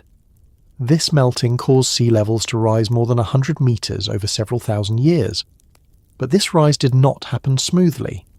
There were periods when sea levels increased very rapidly, sometimes several meters within a few decades. People living in coastal regions would have seen their landscapes swallowed, their homes lost, and their histories erased by the advancing sea. These changes were not uniform across the world. Some areas experienced dramatic local changes far more quickly than global averages. River deltas collapsed, coastal plains flooded, islands vanished beneath rising seas. These events must have left deep impressions on the people who witnessed them. It makes sense that these memories survived, transformed into stories that warned future generations about the power of water. Now consider the possibility that a passing world could amplify these already fragile systems. If Earth was already undergoing climate shifts, melting ice, and unstable water patterns, the gravitational pull of a nearby planetary body could push it past a tipping point. The result would not necessarily be a single global flood. It could be a series of regional disasters occurring close enough together in time for ancient people to remember them as a single event. Water levels rising in Mesopotamia could coincide with floods in the Indus Valley, storms in the Mediterranean, coastal changes in Southeast Asia, and disruptions across the Americas. To ancient people with limited knowledge of distant regions, these separate events could easily blend into the memory of one extraordinary flood. Even today, cultures that had no contact with each other preserve strikingly similar descriptions of water covering the land, people fleeing to higher ground, and the world restarting after the waters recede. Tectonic activity can also change coastlines abruptly. When earthquakes strike underwater, they can lift or lower sections of land. This can create tsunamis or change the shape of bays and estuaries. If multiple tectonic events happened around the same period, possibly influenced by external gravitational forces, the combined effect could reshape coastal geography dramatically. People living at the time might have experienced sudden changes to their shorelines, large waves, and unpredictable tides, all the elements found in ancient stories of the Great Flood.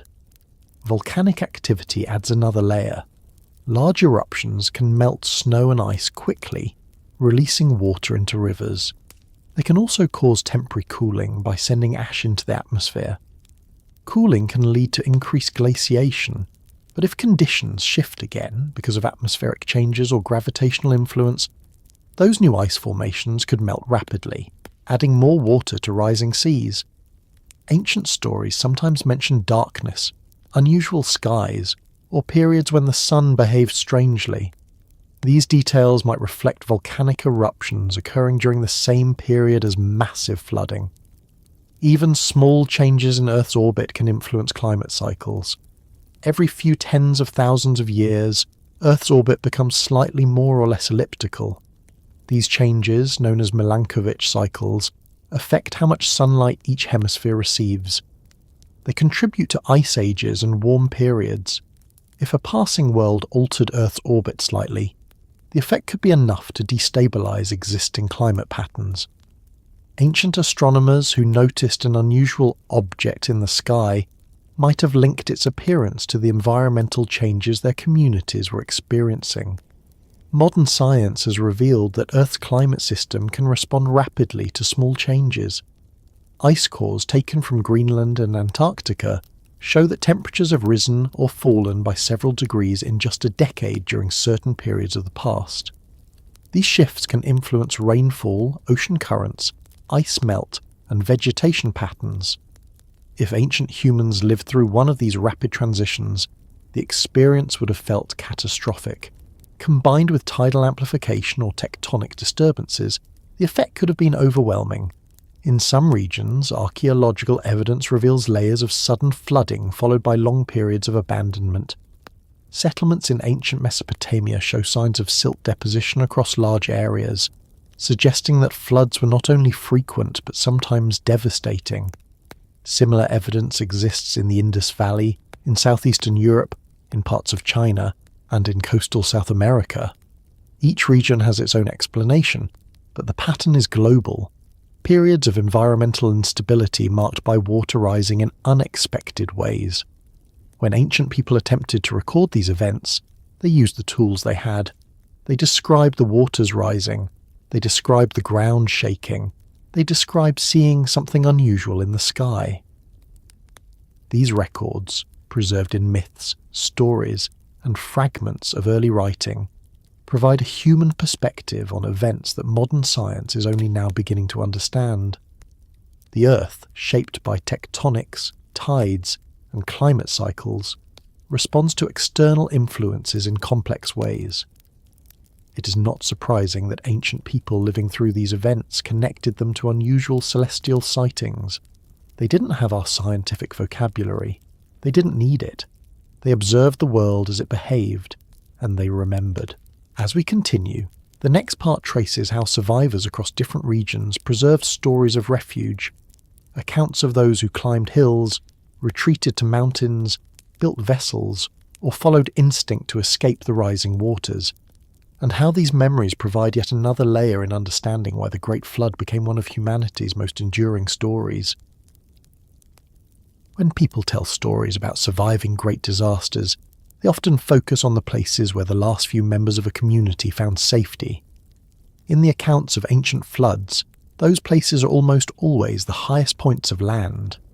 Mountains, ridges, plateaus, islands that rose above the rest, or natural shelters formed by the shape of the terrain.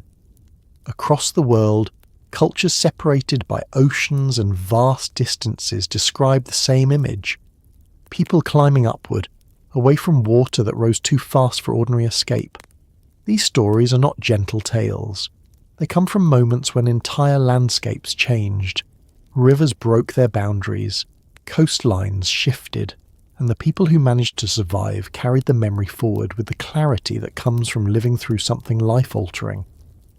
What makes these accounts especially striking is how universal they are. From South America to Asia, from the Pacific Islands to Northern Europe, from Africa to North America, communities remember ascending to high ground while the world below disappeared underwater. In some regions, the details are surprisingly specific.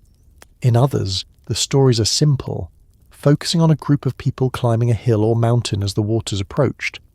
But the essence remains the same. Survival came from going upward, and those who made it passed down their experiences so the next generations would understand the power of the event. When we look at these stories side by side, a global pattern takes shape, not because one culture borrowed from another, but because people across the world experienced similar events. Their memories formed independently, yet the structure of the stories matches so consistently that it becomes difficult to dismiss them as coincidence. In the Andes, people remember a flood that rose so quickly that only a few escaped by climbing the mountains. These accounts appear in multiple indigenous traditions across the region. Some describe a warning delivered by a traveller or a guiding spirit. Others describe the land shaking before the waters came. The survivors watched as entire valleys filled, and when the waters finally receded, they believed the world had been reborn. Their descendants preserved these memories through oral tradition, long before Europeans arrived. Far to the north, in what is now Alaska and Canada, indigenous peoples also tell of massive floods. Some describe ocean waters rushing far inland. Others speak of ice breaking apart and releasing floods so large that only those who climbed high ground survived. These stories sometimes mention unusual skies or strange signs that preceded the flood. They are not vague suggestions of high water. They are detailed accounts of rapid, intense events that left lasting impressions on the ancestors of the people who still live there. In the Pacific Northwest, stories describe the land shaking violently before the waters surged. Some mention hills becoming islands. Others describe animals fleeing alongside people as the waters rose. These accounts often include the same emphasis on climbing. The people who lived there remembered which hills saved their ancestors and pointed to them as proof that the story was real. Across the Pacific Ocean, island cultures also maintain memories of rising seas. In Polynesia, stories tell of islands disappearing beneath the waves. Communities escaped to higher islands or climbed inland hills. Even on volcanic islands with limited high ground, people described finding safety on elevated ridges. These memories align with what scientists know about sea level rise in the region.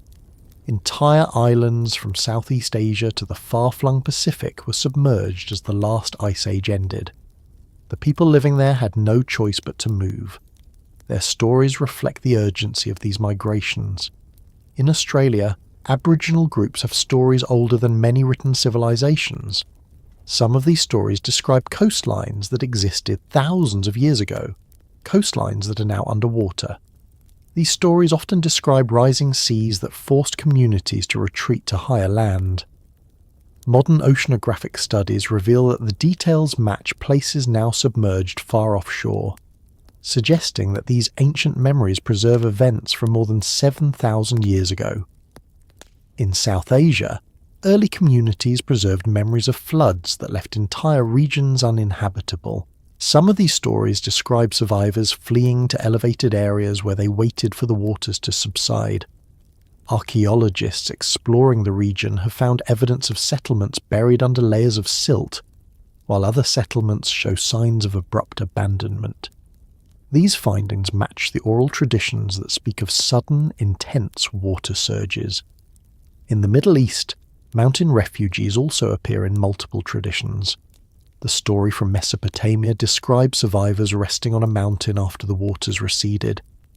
This detail appears in the oldest versions of the narrative, long before any religious texts were written.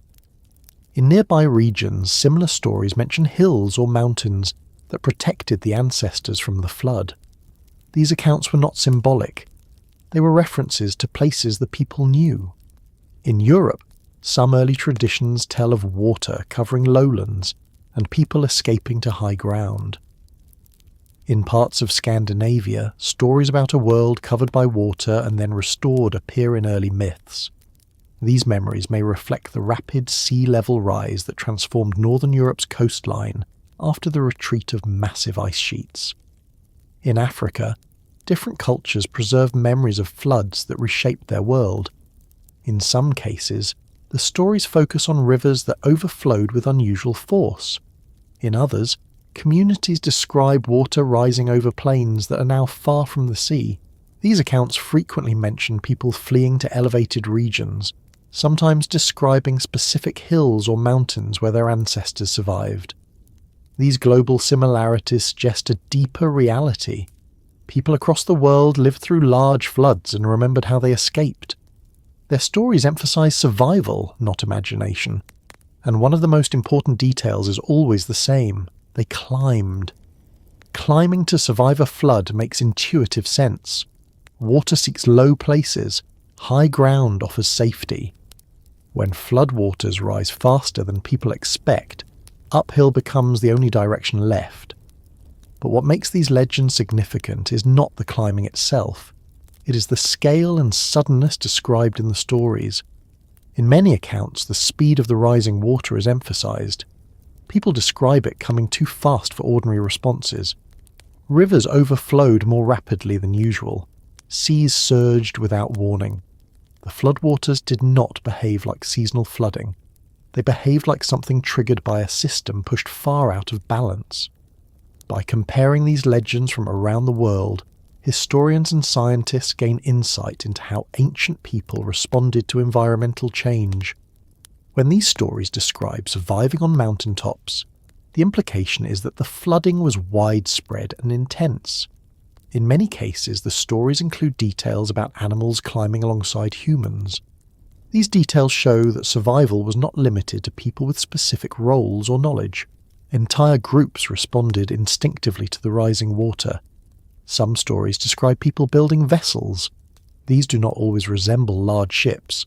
Sometimes they are rafts, canoes, or makeshift shelters used to ride the flood. Other accounts describe people clinging to trees or floating debris. In all of these stories, the common theme is that people were reacting to an event that felt overwhelming. Not all survivors fled to mountains. Some communities lived near hills, ridges, or rock formations that became temporary islands during flooding. These locations became sacred. People pointed to them as proof that their ancestors had lived through something extraordinary. In many regions, these places are still recognized today. Archaeologists studying them often find evidence of ancient habitation or ritual activity, suggesting that the stories were not exaggerated. In several cultures, elders designated certain mountains as the ones where people gathered during the flood. These mountains were not chosen at random. They were often the highest in the region, or the most central. In some traditions, every generation learned the name of the mountain where their ancestors survived. This practice created continuity between past and present. The mountain served as both a physical landmark and a reminder of what had happened. In parts of Asia and Africa, some communities performed ceremonies on mountaintops to honour the memory of the survivors. These ceremonies were not invented without cause. They were meant to preserve the knowledge that the high places once saved their people. Even today, some of these traditions continue in modified forms. What makes these patterns especially compelling is how they align with scientific research into ancient sea level rise. After the last ice age ended, sea levels rose dramatically, sometimes by meters within a few decades. When ice sheets collapsed, they released enormous volumes of water into the oceans.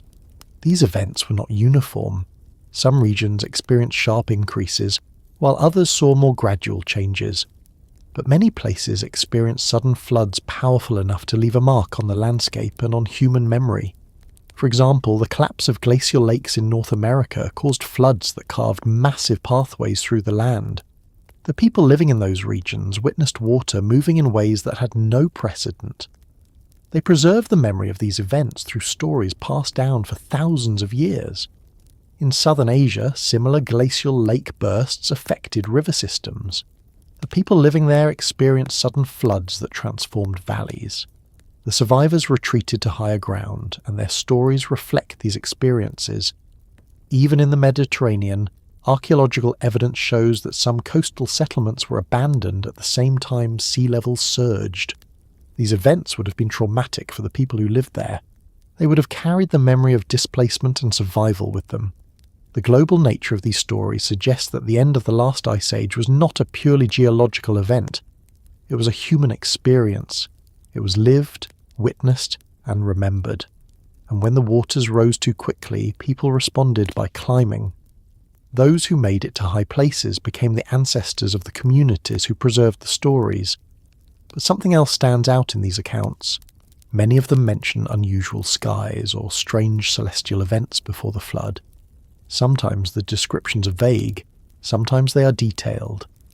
People speak of objects glowing in the sky, stars moving strangely, or lights that behave differently from anything they had seen before. These details tie the stories to the earlier narrative of a wandering world or unusual celestial phenomena. At the time, people had no scientific framework to explain what they saw. They connected the events directly. Something changed in the sky. Then the water rose.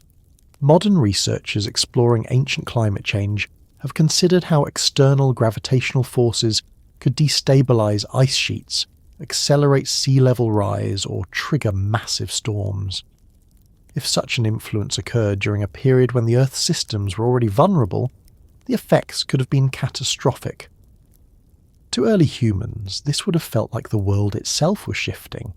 The people who survived these events became the storytellers. They described the shock of seeing familiar places disappear underwater. They described the journey upward.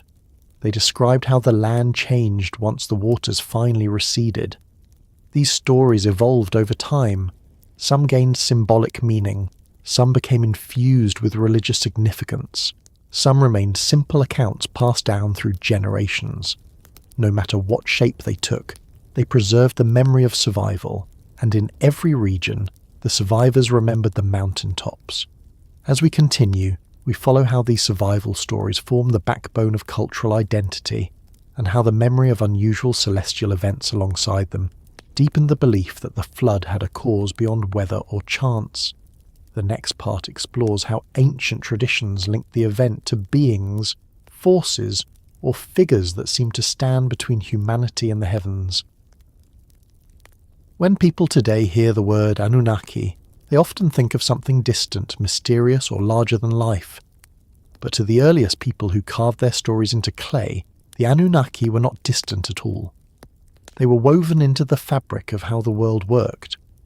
They were the beings who decided when kings ruled, who watched over cities, who governed the line between order and chaos, and who appeared in the background of nearly every major story about how the world began, how civilization started, and how disasters reshaped the land.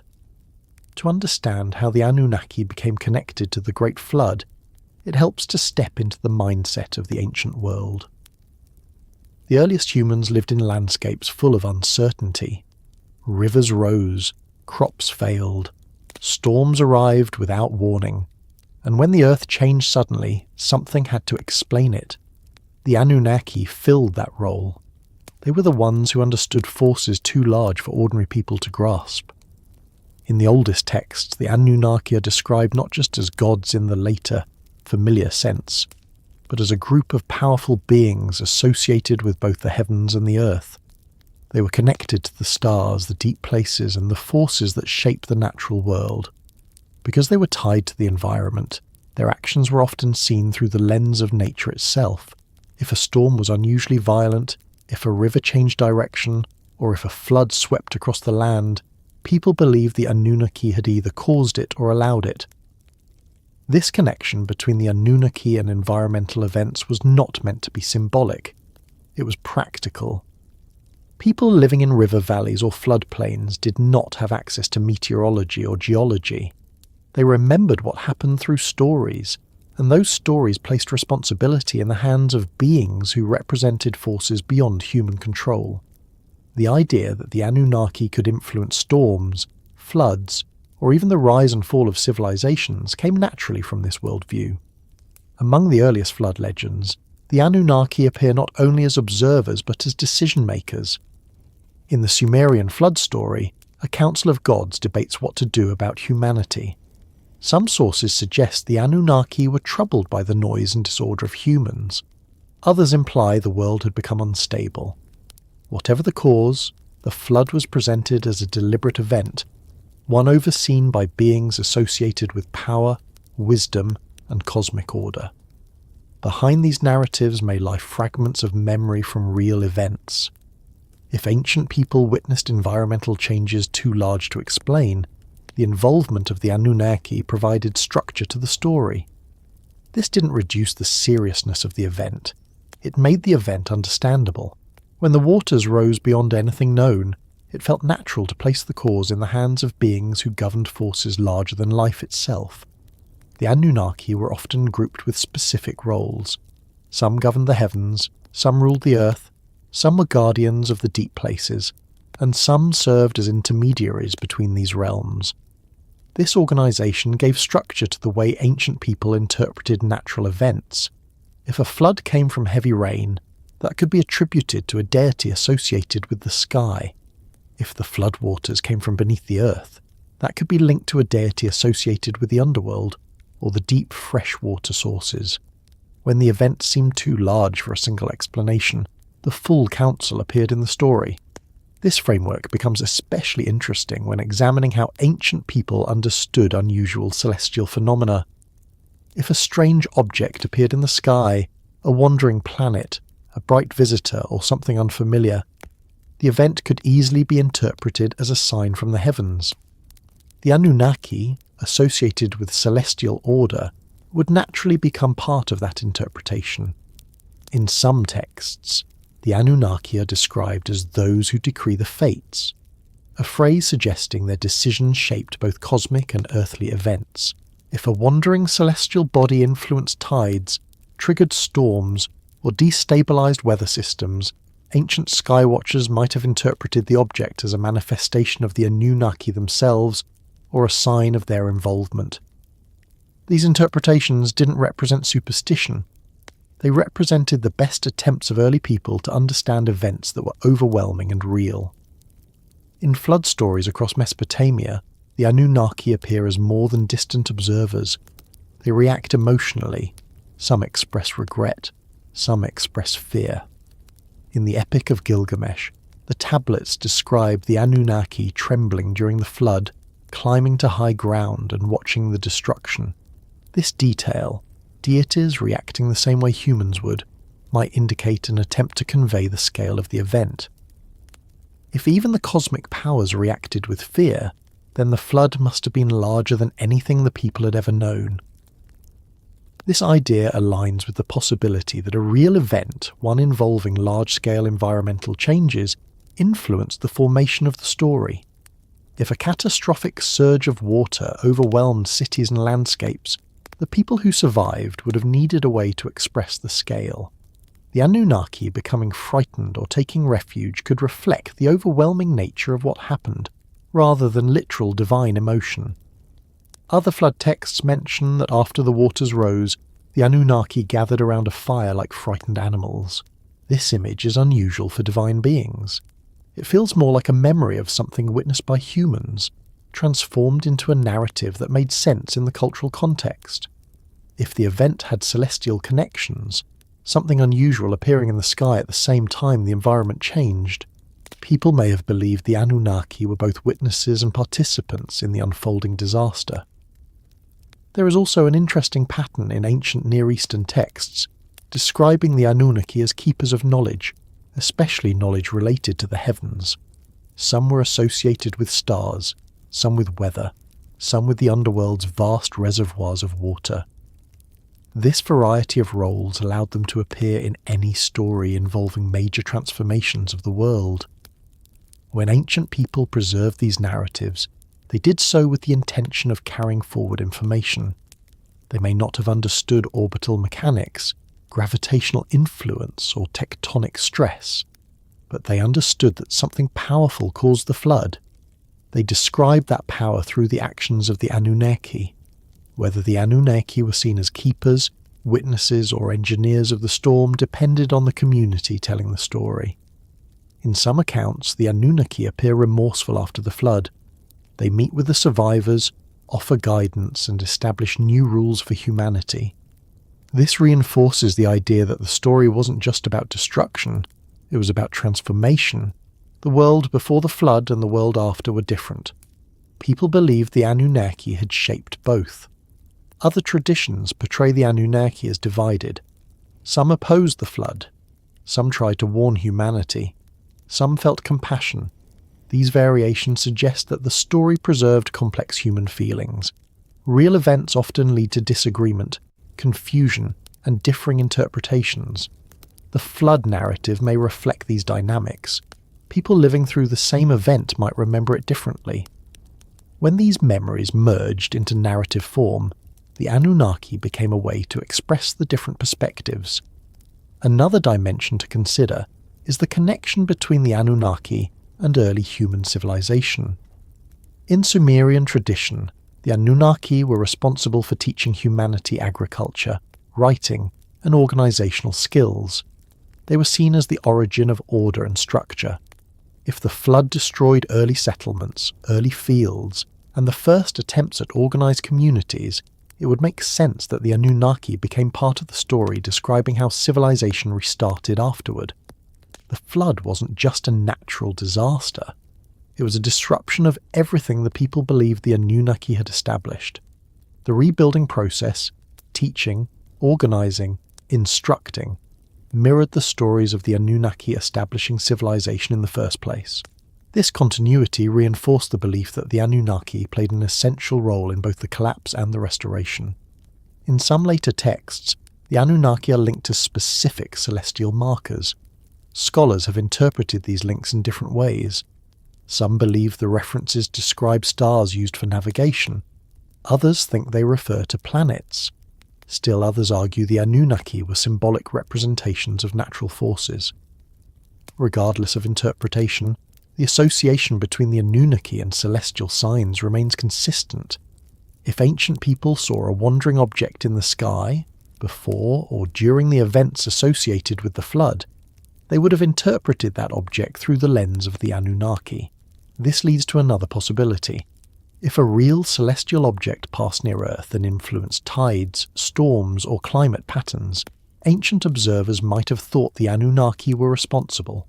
The object could have been seen as one of their signs or manifestations. This idea would naturally become part of the flood narrative, especially if the flood itself was catastrophic. In this sense, the Anunnaki were not simply mythic figures. They were part of an early explanatory system. They gave shape to questions about why the environment changed, why cities were destroyed, and why some survived while others did not. When the waters receded and people rebuilt their lives, the stories of the Anunnaki helped organize the memory of what had happened. In flood stories from other regions, stories not connected to Mesopotamian culture, the same pattern appears. Beings associated with the sky or higher powers intervene, warn, or guide. These beings are not always identical to the Anunnaki, but their roles serve the same purpose. They explain the event, they offer guidance, they represent forces larger than humans. They carry knowledge about what came before and what must come after.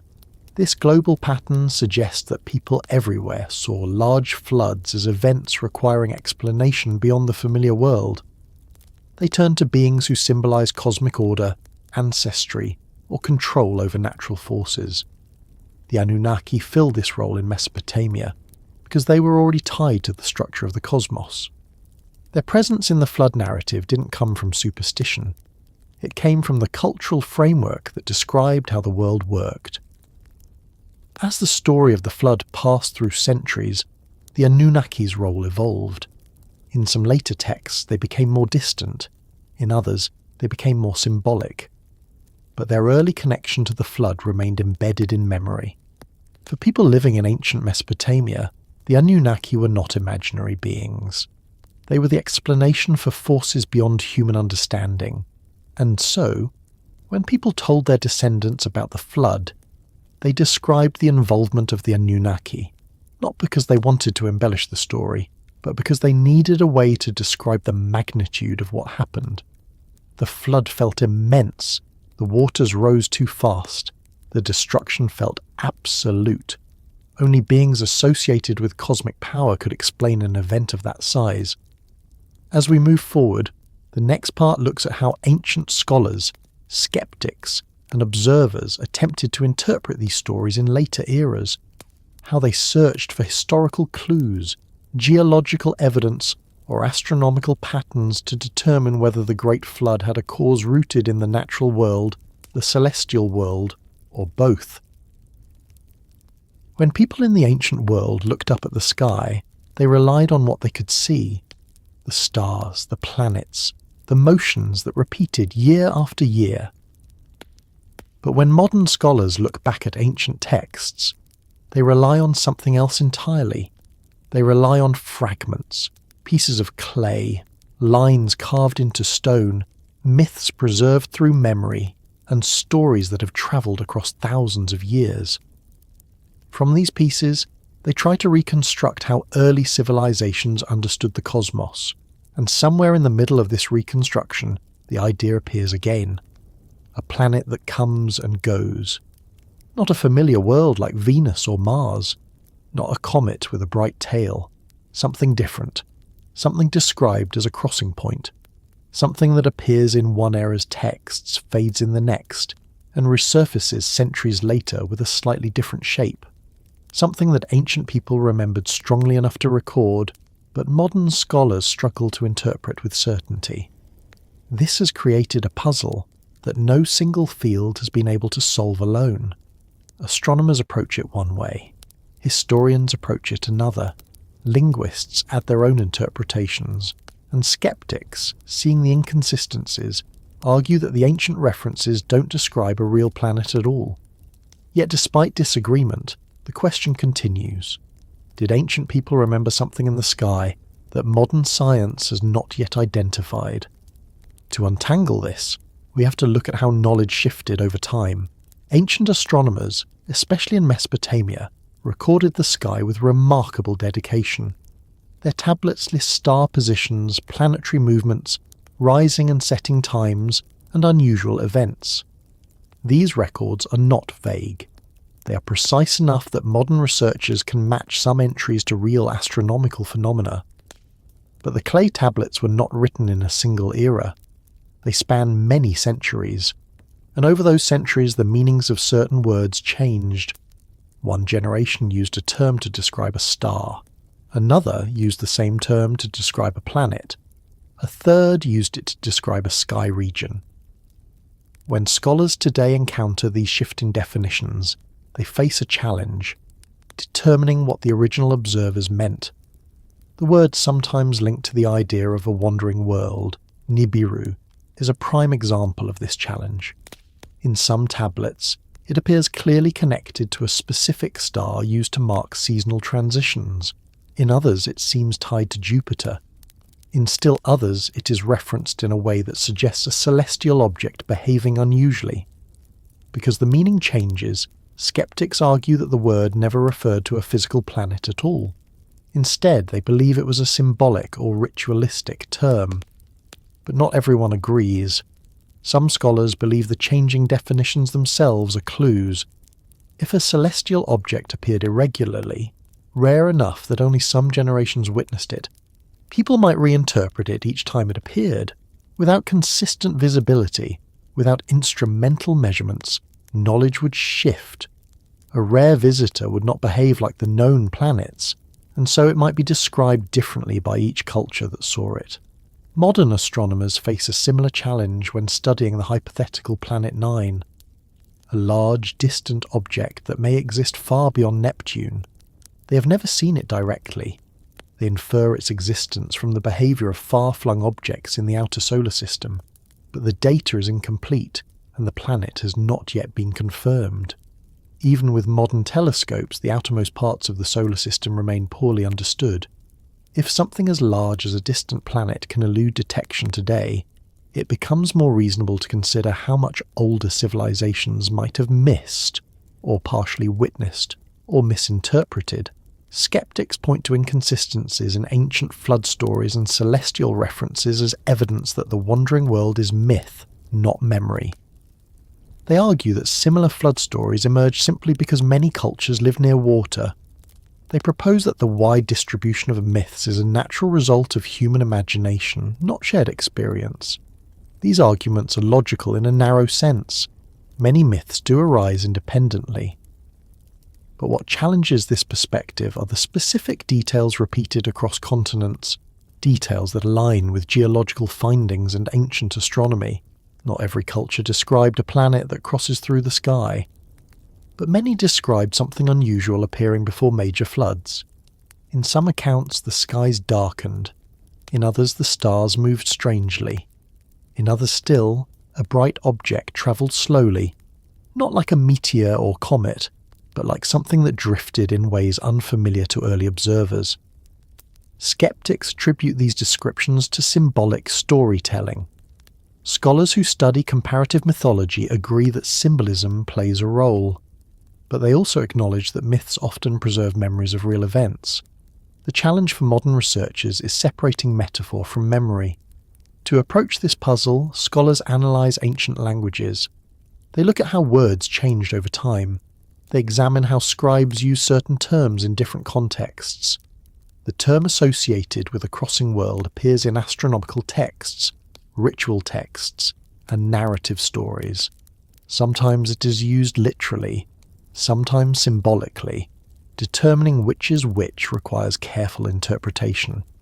But even with careful reading, the picture remains unclear. The tablets do not provide diagrams or precise measurements. They provide descriptions shaped by the worldview of the time. They speak of the heavens using the language of myth and meaning. This creates room for multiple interpretations, none of which can be proven definitively. Some researchers take a cautious approach. They argue that ancient people did not have the tools to identify planets accurately, so their references cannot be considered reliable evidence of a wandering world. Others counter that while the tools were simple, the observations were surprisingly advanced. Mesopotamian astronomers tracked the orbits of Venus and Jupiter with impressive precision. They predicted eclipses. They recognized planetary cycles that modern astronomy did not rediscover until centuries later. This suggests that when they described an unusual object, they were not speaking out of ignorance. They were speaking from experience. There are also scholars who focus on the timing of ancient flood narratives. Geological evidence shows that several major flooding events occurred near the end of the last ice age. Sea levels rose quickly, glacial lakes burst, coastlines changed dramatically. These events happened across the world, often within overlapping time windows, and in some regions these events coincided with climate shifts. When researchers compare these events with ancient sky records, they notice something interesting. Some periods of environmental instability align with mentions of unusual celestial behaviour. The alignment does not create proof, but it creates possibility. In modern debates, skeptics often emphasize that extraordinary claims require extraordinary evidence, and that is true, but sometimes evidence disappears long before anyone can preserve it. If a wandering planet passed near Earth thousands of years ago, its influence might be visible only in the memories of the people who lived through it, and in the geological traces we struggle to interpret today. There is also the issue of cultural transmission. Ancient cultures interacted more than we sometimes think. Trade routes connected regions. Travellers carried stories from place to place. Scholars argue that flood myths may have spread through these routes, but even if this explains some similarities, it does not fully account for the oldest flood memories preserved in isolated regions, places that had no contact with Mesopotamia, no influence from the Near East, and no shared linguistic heritage. These isolated stories also reference survivors climbing mountains, unusual skies, and waters rising rapidly. The consistency across these independent traditions suggests that the stories reflect real experiences, not borrowed myths. Modern researchers who explore the idea of a wandering planet usually belong to one of two groups. Some focus on planetary science and explore orbital mechanics, looking for evidence that such an object could exist. Their models show that it is possible, though unlikely, that a large distant planet follows an elongated orbit that takes thousands of years to complete. These models try to determine how such a planet would influence the solar system, including Earth. The second group of researchers focuses on ancient records, examining all references to unusual celestial events. They compare myths, analyse texts, and explore whether the idea of a crossing world could be based on a real observation. Where these two groups overlap lies the puzzle. Could ancient descriptions correspond to a real object that modern astronomers have not yet identified? Skeptics answer no. They point out that modern telescopes have searched the sky extensively. They argue that a large object would have been detected, but this argument assumes that the planet, if it exists, behaves like the known planets. If its orbit is extremely elliptical, if it spends most of its time in far, cold regions, or if its surface reflects very little sunlight, detection becomes difficult even with modern instruments. This possibility keeps the discussion alive. The puzzle does not end with astronomy. Scholars studying comparative mythology have found that ancient stories often preserve real geological or climatic events. For example, stories about volcanic eruptions exist in cultures that lived near active volcanoes with remarkable accuracy about the sequence of events. Flood myths also often match the geological evidence in the regions where they originated. If ancient people preserved memories of volcanic eruptions and earthquakes accurately, it becomes reasonable to consider that they might also have preserved memories of unusual sky events that accompanied major environmental shifts. Skeptics, however, argue that humans are prone to seeing patterns even when none exist. They propose that flood myths became widespread simply because flooding was a common hazard for many early civilizations. In their view, the similarity of flood stories across the world is the result of similar experiences, not a shared event. But the scale described in many legends goes beyond typical flooding. The rapid rise of water, the involvement of mountains, the complete reshaping of landscapes. These elements suggest something larger than seasonal floods. And when these descriptions align with geological records of abrupt sea level rise, massive glacial outbursts and coastal inundation, the possibility of a larger event becomes harder to ignore. Another challenge arises when skeptics focus on the symbolic nature of myths. They argue that ancient people used myths to explore human themes, creation, destruction, rebirth, and that flood stories reflect these symbolic cycles. Scholars agree that myths often carry symbolic meaning, but symbolic meaning does not exclude historical memory. Many myths contain layers, symbolic on the surface, historical underneath. Determining which parts reflect memory and which reflect metaphor is complex. Modern science often seeks clean answers. Ancient stories do not provide them. Instead, they offer threads, clues, hints, aspirations, warnings. These fragments make up a story that must be pieced together from multiple fields of study: geology, astronomy, anthropology, linguistics, and environmental science. When skeptics examine these fields separately, they see no definite proof. When scholars examine them together, they see a pattern. Still, no consensus exists. Some researchers believe the wandering world described by ancient people was not a physical planet, but a conceptual marker, a symbol used to describe transitions or cosmic events. Others believe it was a real object, observed occasionally by ancient astronomers and woven into their stories because of its rarity. Both perspectives continue to coexist because the evidence can be interpreted multiple ways. What remains undeniable is the persistence of the idea. The concept of a crossing world appears in multiple sources across multiple eras. It appears in astronomical texts, myths, king lists, and flood narratives. It re-emerges in different time periods with different meanings, but maintains a connection to unusual celestial behaviour and environmental change. Modern astronomers searching for unknown planets acknowledge that the outer solar system is far from fully mapped. The possibility of a distant, massive body still lingers in scientific debate. As long as that possibility remains, so does the potential connection between ancient memories and modern models. The puzzle persists not because the evidence is clear, but because it is incomplete. Every fragment adds something but never reveals the whole picture. Every interpretation answers a question but introduces new ones. The story continues because it bridges the worlds of ancient observation and modern science, memory and geology, skepticism and curiosity.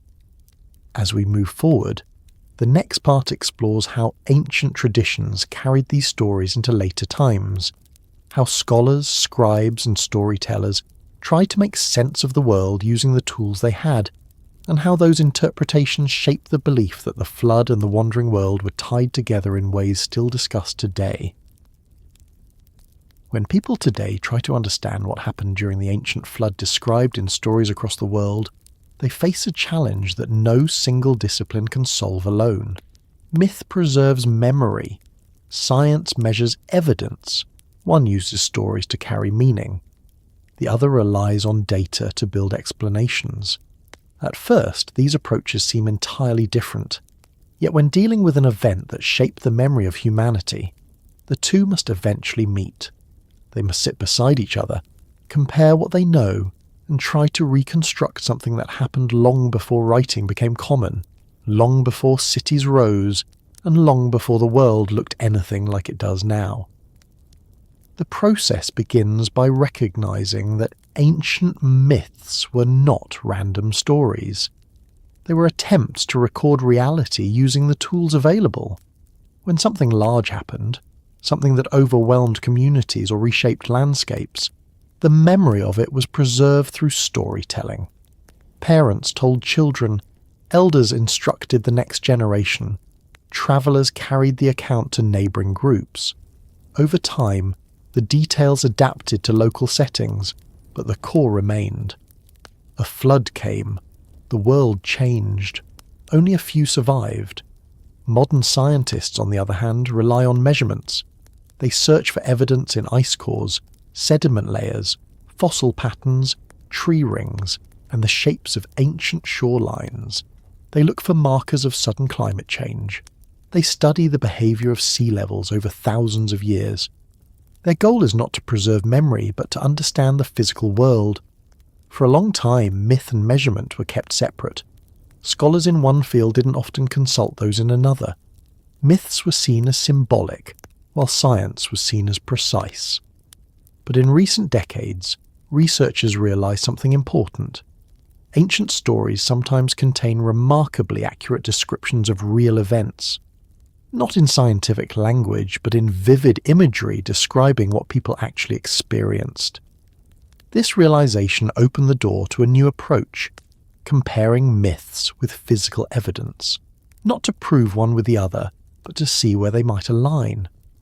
This alignment, when it appears, can provide a deeper understanding of events that shaped human history. To begin reconstructing a lost global flood, scientists look at the end of the last ice age. During this period, enormous ice sheets covered large parts of North America, Europe, and Asia. These sheets were unstable. They melted, fractured, reformed, and collapsed. Their movement affected sea levels across the world. Measurements show that sea levels rose dramatically, over 100 metres from the height of the Ice Age to the warm period that followed.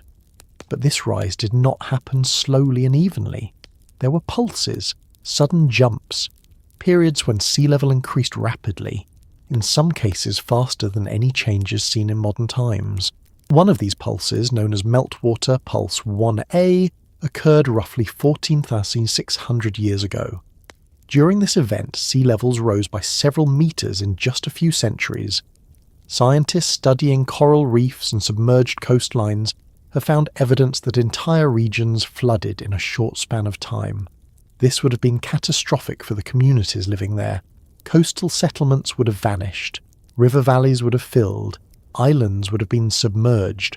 Another pulse occurred later, around 11,000 years ago, during a period of climate instability. These pulses were large enough that ancient people would have seen coastlines disappear within a generation. For communities living close to the sea, the experience would have felt like the entire world was sinking. These measurements from geology match the scale described in many flood myths. The stories speak not of ordinary flooding, but of water rising too fast for people to comprehend. Enough to cover mountains or high ground, enough to reshape the world. But sea level rise alone is not the full story. To reconstruct a lost global flood using both myth and measurement, we must also look at glacial lake bursts. As the ice sheets melted, they formed enormous lakes held back by walls of ice or unstable sediment. When these walls failed, the lakes released massive floods that travelled across continents. One of the most famous examples is the burst of glacial Lake Missoula in North America. When its ice dam gave way, a torrent of water swept across the region, carving dry channels into the land that are still visible today. The flood was so large that it temporarily changed the landscape on a continental scale. Ancient people living nearby would have fled to higher ground, and their descendants would have preserved the story, and indeed, indigenous groups in the region do have stories of great floods. Similar glacial bursts occurred in Europe and Asia. Each time, the release of water was immense.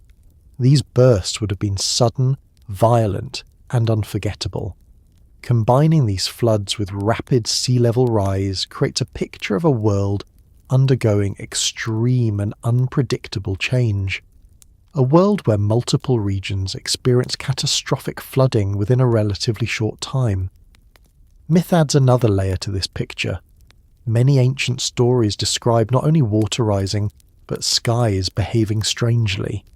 People speak of darkened sun, unusual stars and bright objects moving across the heavens. While these descriptions may be symbolic, they could also reflect real atmospheric conditions caused by volcanic eruptions, meteor activity, or unusual celestial events. Large eruptions, for example, can darken the sky for months. If one occurred near the time of major flooding, the combination could have been interpreted as part of the same event. But some descriptions do not align with volcanic activity. They describe objects in the sky moving in slow, steady ways, not like meteors, not like comets, but like something drifting. These descriptions raise questions about whether ancient observers witnessed a rare celestial event at the same time the Earth was undergoing environmental instability. Modern measurements provide clues. Some researchers studying long-term climate cycles suggest the possibility of external influences on Earth's climate during certain periods. These influences might include changes in solar output, orbital variations, or gravitational interactions with large bodies in the solar system. While none of these ideas are proven, they remain areas of ongoing research. Another place where myth and measurement intersect is in the study of ancient shorelines. Archaeologists have found submerged settlements off the coasts of India, Japan, Europe and the Americas. These sites were inhabited during a time when sea levels were much lower. Their sudden submergence suggests rapid water rise. Some of these sites are deep enough underwater that their flooding would have felt like a major event to the people who lived there. In the Persian Gulf region, for example, there is evidence that a fertile valley now underwater may have been home to early communities. When sea levels rose, the valley flooded. Some researchers suggest this area may be connected to the memory of a great flood in ancient Mesopotamian stories. The connection is speculative but plausible. Reconstructing a lost global flood means considering many layers together. Sea level rise, glacial bursts, shifts in currents, changes in rainfall, seismic events, and possible celestial influences. It requires seeing the Earth not as a static planet, but as a dynamic system sensitive to both internal and external forces. Myth helps fill in gaps. Measurement helps anchor memory in physical reality. When the two align, even partially, a more coherent picture emerges. For example, many flood myths include the detail that people survived by climbing mountains. Measurement supports this. As seas rose, the first places to remain above water would have been elevated areas. Communities forced to flee rising waters would have naturally headed upward. Their descendants would have heard the story of escape to higher ground. Some myths include the detail that the flood covered the tops of mountains. This detail is harder to match to measurement, but it could reflect the perspective of people living in regions where local geography made high ground limited. If a flood reached the highest hill in their region, they may have described it as covering the mountain, even if larger mountains existed elsewhere. Another detail found in many myths is the idea that the flood was global. Measurement shows that while sea level rise was global, flood events were uneven. Some areas flooded dramatically, others less so. But ancient communities would not have known what was happening elsewhere. If their entire world flooded, their descendants would describe it as a flood that covered everything. When trying to reconstruct ancient events, it's important to remember the difference between global impact and global perception. If multiple regions experienced major flooding at similar times, the memory could become global through oral tradition. Myth would capture the emotional truth, even if the literal scale varied by region. Some stories describe a warning before the flood, a sign in the sky or a message from beings associated with the heavens. Measurement cannot confirm warnings, but it can reveal patterns. Some climate shifts were preceded by unusual solar behavior, others by volcanic eruptions that filled the sky with ash, others possibly by external gravitational influences. Ancient observers who saw these unusual events would have interpreted them as omens or signals. As researchers compare myth and measurement, certain themes emerge. The most consistent are sudden water rise, widespread destruction, survival on high ground, and celestial signs. These themes reflect both human memory and natural processes. On the measurement side, scientists cannot point to a single global flood. Instead, they see clusters of major events: rapid sea level rise, glacial bursts, coastal submergence. These events occurred in different regions but within overlapping time periods. Combined, they may form the basis of the global memory that myth preserved. On the myth side, storytellers did not record measurements. They recorded experiences: the experience of watching water rise too fast, the experience of losing land, the experience of escaping, the experience of seeing the sky change before or during the event. These experiences became the mythic structure that appears around the world. Reconstructing the lost flood means weaving these threads together. It means seeing the stories not as literal in every detail, but as reflections of lived reality. It means accepting that myth contains truth, and measurement contains gaps. Science cannot recover every detail of the ancient world. Myth cannot provide exact data, but together they create a picture of a world where multiple forces acted at once: melting ice, unstable climate, shifting oceans, tectonic pressures, and possibly the influence of a celestial visitor. As the pieces come together, we begin to understand why the flood became one of the most universal memories in human history. It wasn't one event, it wasn't one region, it wasn't one cause. It was a convergence, a time when the Earth's systems reached a point of instability, and the consequences were felt across continents. The ancient people remembered this convergence through stories that endured for thousands of years. Today, scientists trace it through the layers of the Earth. And somewhere between these two worlds, myth and measurement, the lost flood becomes visible again. As we continue, the next part explores the search for direct evidence underground, underwater, and in the deep layers of sediment, places where the physical traces of ancient floods wait to be uncovered, offering clues that may deepen our understanding of what the earliest people lived through and why those memories shaped their beliefs about the wandering world. When people imagine scientists searching for evidence of an event as huge as the ancient flood remembered across so many cultures, they might picture researchers digging in deserts or exploring mountain caves. But the real search happens in places that hold the long memory of the Earth, layers of ice that formed over tens of thousands of years, sediment beneath oceans that has been untouched since the first human communities walked the land, stone walls, carvings and ruins built by civilizations that witnessed changes and left behind fragments to explain what happened. Finding evidence for a flood that reshaped the memory of the world requires looking in all of these places at once. Each provides a different piece of the story. Some offer physical traces, others offer patterns, others point to the timing of events.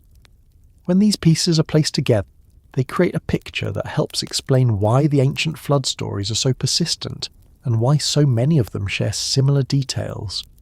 The first and perhaps most powerful archive of Earth's past lies in the ice. Huge sheets of ice in Greenland and Antarctica preserve air pockets, trapped over hundreds of thousands of years. When scientists drill deep enough, they pull up long cylinders of ice called cores. Each layer in a core represents a year or a season or a shift in temperature. By studying the composition of each layer, scientists can see changes in atmosphere, volcanic activity, rainfall patterns, and temperatures stretching far back into prehistory. Ice does not lie. It records every shift. When researchers study the ice cores from Greenland, they find something striking. There are periods where the composition of the ice changes abruptly, periods where temperatures increased suddenly, periods where levels of certain trapped chemicals spike, suggesting massive environmental disturbances. These shifts don't appear gradually, they appear sharply, sudden, unexpected. These rapid changes match the time frames where geological evidence shows sea levels rising quickly. When those sea levels rose, the people living near coasts would have seen their land consumed by water. They would have fled inland or upward. Their descendants would have heard the stories for generations, and ice formed thousands of miles away, records these same periods of change. Even more telling are small particles trapped in the ice, dust, volcanic ash, tiny fragments of meteor material, and chemical markers associated with fires or ocean changes. In certain layers, these particles increase sharply. Some layers show a spike in volcanic ash, suggesting eruptions that would have darkened skies. Others show changes in ocean salinity, hinting at massive releases of fresh water into the oceans from melting ice. These layers correlate with known events like Meltwater Pulse 1a and other rapid sea level rises. Though they cannot describe the flood directly, they show that the Earth experienced moments of intense, rapid environmental upheaval, the kind of upheaval that would form the foundation of flood legends. But ice alone cannot reconstruct everything. The oceans hold another archive, one that preserves evidence from times when water levels rose so quickly that land became submerged. Deep beneath ocean floors, layers of sediment gather year after year. Shells fall to the bottom, minerals settle, tiny organisms leave behind chemical signatures. Over thousands of years the layers build, forming a record that can be read like pages in a book. When researchers take samples from ocean floors, they can see changes in colour, composition, and density marking major events. Some sections show clear evidence of sudden freshwater injections. These injections disrupt normal ocean chemistry. They dilute salt levels. They change the types of organisms that survive. They affect currents. These disruptions appear at several points in the record, aligning with times when ice sheets melted rapidly. The suddenness of the change is important. It suggests that something happened quickly, much faster than normal climate shifts. Fresh water from massive glacial lakes entering the oceans in short bursts would have caused this, and the people living near those lakes would have witnessed the resulting floods. In some regions, sediment layers show thick deposits of sand, gravel and silt carried by enormous waves. These layers are too large to be from ordinary storms or tsunamis. Some of them stretch across huge areas, suggesting that the waves were part of regional megafloods. These megaflood deposits support the idea that large volumes of water moved quickly across landscapes, overwhelming anything in their path. If these floods occurred in multiple regions within a similar time frame, they could have contributed to the widespread memory of a great flood. Not a single global event, but a series of massive events tied to the same underlying cause: climate instability and rapid sea level rise. The ocean floor also preserves evidence of changes in current patterns. During the end of the last ice age, the switching of major currents radically altered weather patterns. This kind of change could produce storms far more intense than anything modern coastal communities face. If storms became stronger, rain patterns shifted, and winds changed direction, the result would have been unpredictable flooding and severe weather. This combination of factors — rapid sea level rise, glacial bursts, mega floods and storm surges — creates a picture of a world undergoing transformations at a scale that would have shaped human memory permanently. But researchers also look for evidence on land. Not all floods leave traces underwater. Many leave signs in valleys, in caves, in riverbeds, and in the cracks of ancient rock formations. One type of evidence appears in the form of sediment layers far above current river levels. These layers suggest that rivers once carried far more water than they do today. When geologists study these deposits, they sometimes find signs that the water was moving at enormous speed, faster than any known historical flood in that region. These ancient flood layers can stretch for miles, showing the massive scale of the event. Another form of evidence appears in cave systems. When water levels rise quickly, caves can fill with sediment and minerals. As water enters, it leaves behind layers of material. When the waters recede, the layers become preserved within the cave. Today, scientists study these layers to understand when major floods occurred. In some caves, these layers date back to the same periods identified in ice cores and ocean sediments. They show that inland areas experienced major flooding at the same times that seas were rising. This supports the idea that the floods described in myths were part of a broader pattern. Ancient stone structures also provide clues. Many early civilizations carved records into walls, columns, and monuments. Flood stories appear in some of these carvings. But beyond the carvings themselves, the physical condition of the structures tells a story. Water damage, sediment accumulation, layers of silt trapped between foundation stones, patterns of erosion inconsistent with ordinary rainfall. These physical traces reveal that some ancient structures experienced flooding severe enough to leave permanent marks. In Mesopotamia, for example, archaeologists discovered layers of silt beneath the ruins of several ancient cities. These silt layers were thick and uniform, unlike layers left by normal river activity. They suggest a large, sudden flood, and these layers appear at sites associated with some of the earliest written flood stories. Similar layers have been found in other regions, places where ancient people had no direct contact with Mesopotamia. These layers support the idea that major floods occurred in multiple areas around the same period. Sometimes the evidence takes the form of abandoned settlements. Archaeologists studying ancient coastlines have found entire communities submerged underwater. These submerged sites were once dry land. Their presence indicates that sea levels rose quickly enough to force abandonment. Some sites show signs of hurried departure, tools left behind, building materials unfinished. Items that would normally have been taken during migration remain where they were. In Southeast Asia, researchers found submerged structures near the coasts of India and Indonesia. These sites may have belonged to early settlements. When sea levels rose, these communities had no chance to adapt. Their descendants preserved the memory of their disappearance in stories passed through generations. Off the coast of Europe, underwater archaeology teams have discovered remnants of ancient forests now buried under the sea. These forests once grew miles from the shoreline. Their submergence reflects dramatic sea level rise that occurred within the last 10,000 years. Each discovery adds another piece to the picture. None alone proves the existence of a single global flood.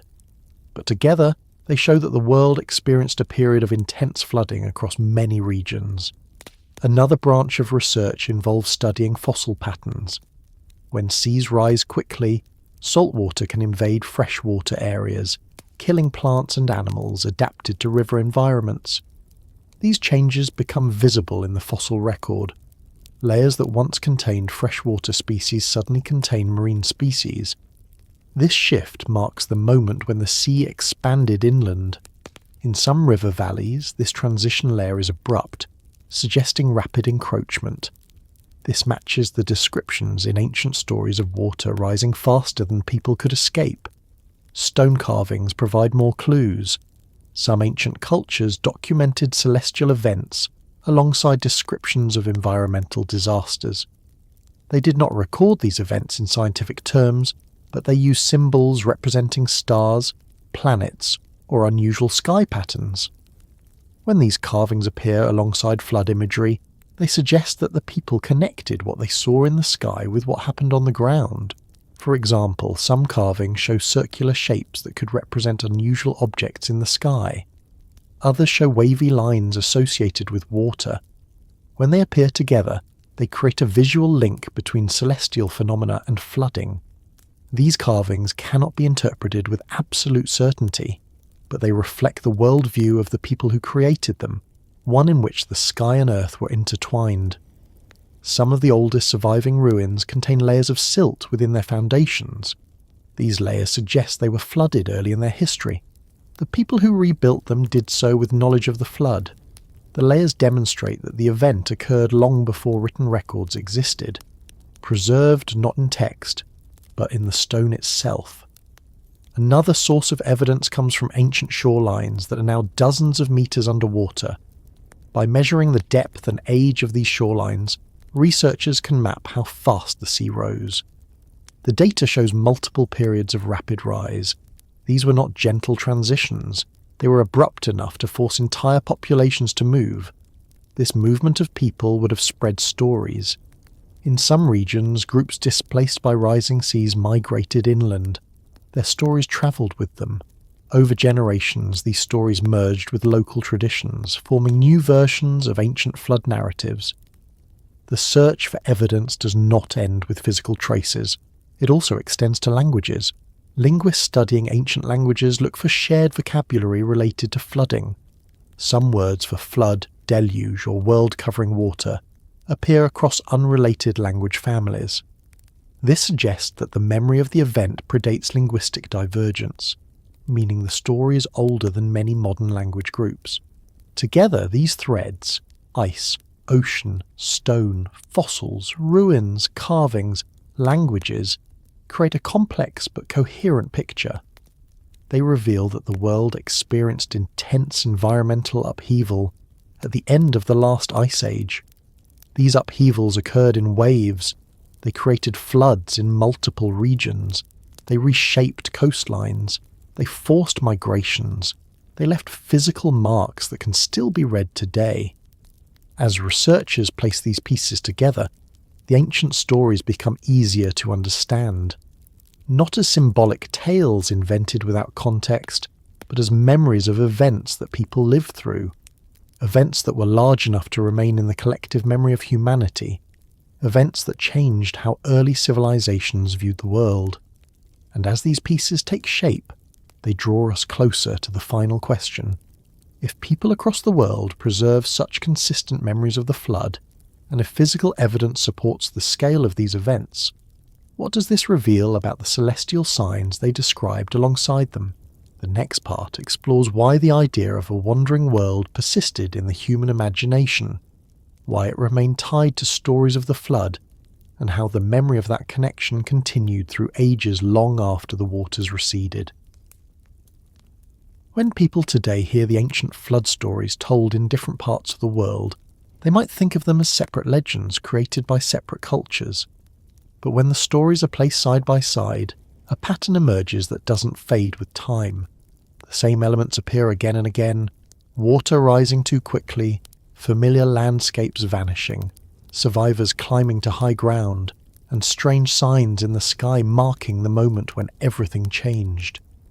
These elements persisted through thousands of years, long after the world had settled into calmer patterns, long after new civilizations rose on the land that once held the memories of earlier ones. They persisted because the event they described left a mark deeper than the flood itself, a mark carried in memory, carving itself into the stories that people told to explain who they were and what they had lived through.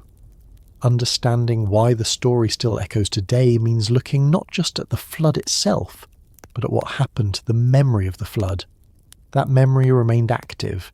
It shaped beliefs, guided traditions, and became part of how early civilizations understood the world. It wasn't only a description of disaster, it was a description of a turning point. Something ended, and something began. The people who rebuilt their lives after the waters receded needed to make sense of the changes they inherited. Their parents had lived in a world with different coastlines. Their grandparents may have lived in settlements now buried underwater. Their ancestors saw rivers with different courses, valleys that no longer existed, and plains that had become ocean. These shifts did not vanish from memory.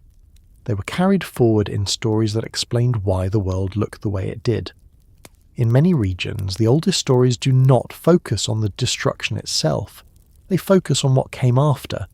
They describe how people learned to read the land again, how they planted new fields, how they built homes on higher ground, how they learned to live with the shape of the world that existed after the flood. These stories act as a bridge between the world before and the world after. They guide listeners through the transformation, helping them understand how the past shaped the present. One of the reasons the story still echoes is that the flood became a reference point, a reminder, a warning, a memory of how fragile the balance of the world can be. When communities experienced smaller floods in later generations, they recalled the ancient one. When they saw storms gathering, they remembered the stories told by their ancestors. When they observed unusual signs in the sky, they wondered if they were seeing the same things that had appeared before the Great Flood. The story did not fade because it continued to have meaning. It remained relevant to people living in a world still susceptible to environmental changes. Another reason the story endured is the consistency with which generations repeated it. Oral traditions were woven into daily life. Elders told stories at gatherings. Parents recited them to children before sleep. Communities retold them during rituals or seasonal events. The story's preservation was intentional. It wasn't chance. It wasn't coincidence. It was the deliberate act of remembering something important enough to protect across centuries. But beyond oral tradition, the story echoed because it connected the earth to the sky. In many ancient cultures, the flood was not described as an isolated event. It was tied to something people saw above them, a sign, a light, a body moving differently from the rest. They didn't separate earthly events from celestial ones. The sky was not distant. It was a living part of the world. If something unusual appeared in the heavens, people saw it as connected to whatever happened on the ground. This connection between the sky and the earth shaped the structure of flood stories in many regions. The narrative often begins with a celestial event. A star moves strangely. A glowing object appears near the horizon. A planet brightens. A figure from the heavens descends. These signs serve as the opening moment of the story. They mark the time when the world shifted. This pattern appears in stories from Mesopotamia, the Mediterranean, Asia, the Americas and the Pacific. It suggests that ancient people across different regions interpreted unusual celestial events as warnings or signs. These events may have been associated with the flooding that followed. Even if the connection was not literal, the timing would have made the link meaningful. People saw something new in the sky. Then the world changed. The memory of that connection shaped how later generations talked about both the flood and the sky. Stories became not just memories of water, but memories of a larger event, an event involving both Earth and the heavens. This dual perspective kept the story alive because it touched every part of the world people lived in. It explained the land beneath their feet and the sky above their heads. Modern researchers studying ancient stories are often struck by the consistency of these celestial references. They appear too often to dismiss as coincidence. They appear in stories created independently by cultures separated by oceans. The descriptions vary, but the idea remains the same. Something happened in the sky before the flood. These descriptions do not need to point to a single object or event. They reflect the way ancient people understood their world. In a time without scientific instruments, the sky was observed with precision because it was essential to survival. The rising of stars guided planting cycles. The motion of planets helped track time. The sky was an early form of information. If it changed, people took notice. When a rare or unusual object appeared, a bright body drifting differently than familiar ones, it became part of the cultural memory. It entered stories not as decoration but as explanation. The sky was communicating something, and the people interpreted the message. Another reason the story still echoes is the sheer scale of what happened. The flood described across cultures was not a minor event. It was something that reshaped coastlines, altered rivers, and forced entire populations to move. Events on that scale do not simply disappear from memory. They become part of how civilizations define themselves. They become part of how people understand the land they inherited. In some regions, descendants of survivors lived near the mountains their ancestors climbed. They saw the marks left by the flood. They pointed to layers of silt in caves or unusual stones washed far inland. They saw fossils in places that had once been fields. These physical traces reinforced the stories. The more evidence the people saw, the stronger the story became. Even after thousands of years, many regions still contain physical reminders of the flood. Submerged forests along coastlines, thick layers of sediment in valleys, abandoned settlements underwater. These reminders did not exist for early civilizations in the abstract. They were visible signs. They shaped how people interpreted the past.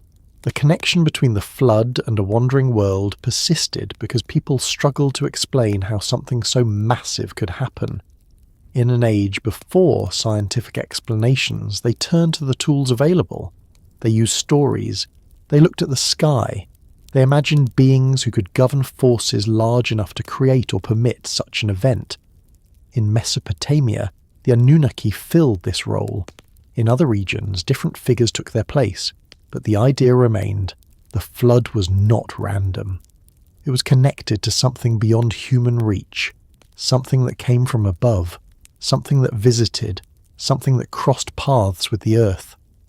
This belief persisted because it offered coherence. It allowed people to see a structure in the chaos. The wandering world became a way to explain why the flood occurred, why it was so large, and why it carried such significance. Modern science has shown that external influences can affect the Earth's climate, tides, and geophysical balance.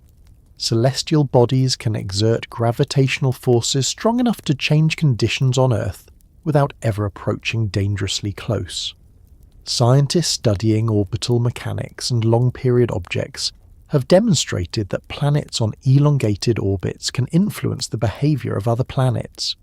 While these scientific possibilities do not confirm the ancient stories, they offer enough room to understand why early observers might have believed what they did. If the environment changed at the same time something unusual appeared in the sky, the connection would have felt natural. The memory of that connection would have been passed along as part of the story. This combination of environmental upheaval and celestial observation is one of the reasons the flood story remained strong through millennia. It contained multiple layers of meaning. It wasn't only about water. It was about the relationship between humanity and the forces controlling the world. It described a moment when people felt small in the face of something enormous. That feeling does not fade easily. Over generations, the story became a tool. Elders used it to teach children about resilience, caution, and awareness. Leaders used it to explain why certain rituals mattered. Travelers used it to connect with strangers by sharing a story that felt universal. Religious traditions absorbed it into their teachings. Scholars wrote about it on tablets and scrolls. Poets expanded it. Scribes preserved it.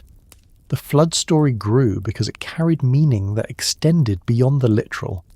It helped people describe transformation, how the world changed, how humanity changed, how life moved from one age into another. When stories survive that long, they gather new interpretations, they expand, they adapt to the needs of the moment, but their core stays intact. Water rose, people fled, the world changed. Something in the sky marked the moment. In the modern era, when researchers began exploring the possibility of the long-period celestial bodies, the echoes of the ancient flood stories drew attention. The idea of a wandering world mentioned in some ancient texts aligns with the idea of planets that follow elongated orbits. Although science has not confirmed a planet matching those stories, astronomers acknowledge that the outer solar system remains only partially understood. This uncertainty gives the ancient stories another dimension.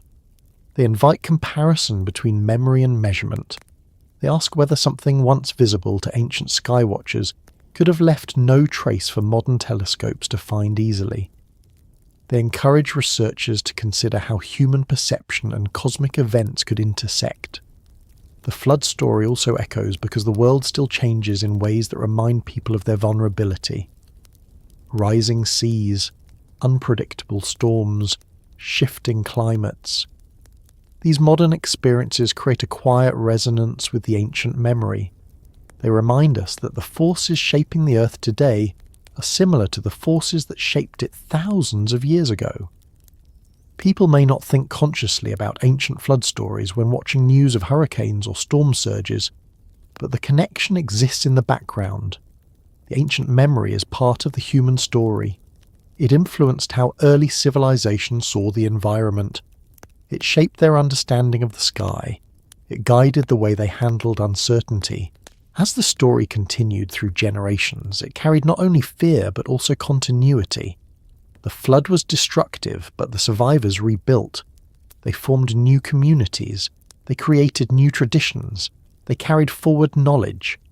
The story helped people understand that even after the world changes, life continues. This message allowed the story to remain relevant. It wasn't only about disaster. It was about endurance. It was about learning from the past. Today, the story echoes in scientific research, in historical inquiry, in cultural studies, in folklore, and in the quiet recognition that the earth remembers more than we can see at once. The ancient people who preserved the story did so because they believed it mattered. They believed it explained something important about how their world formed and why it looked the way it did. And as the search for evidence continues, in ice, in oceans, in stone, in celestial mechanics, the story continues to serve as a guide. It connects us to the people who witnessed the floods. It ties together the earth and the sky. It provides a framework for understanding transformation. Even as the world changes again, the memory of the wandering world and the waters it accompanied remains part of the human story, carried quietly through time, waiting for each new generation to hear it and understand why it endured.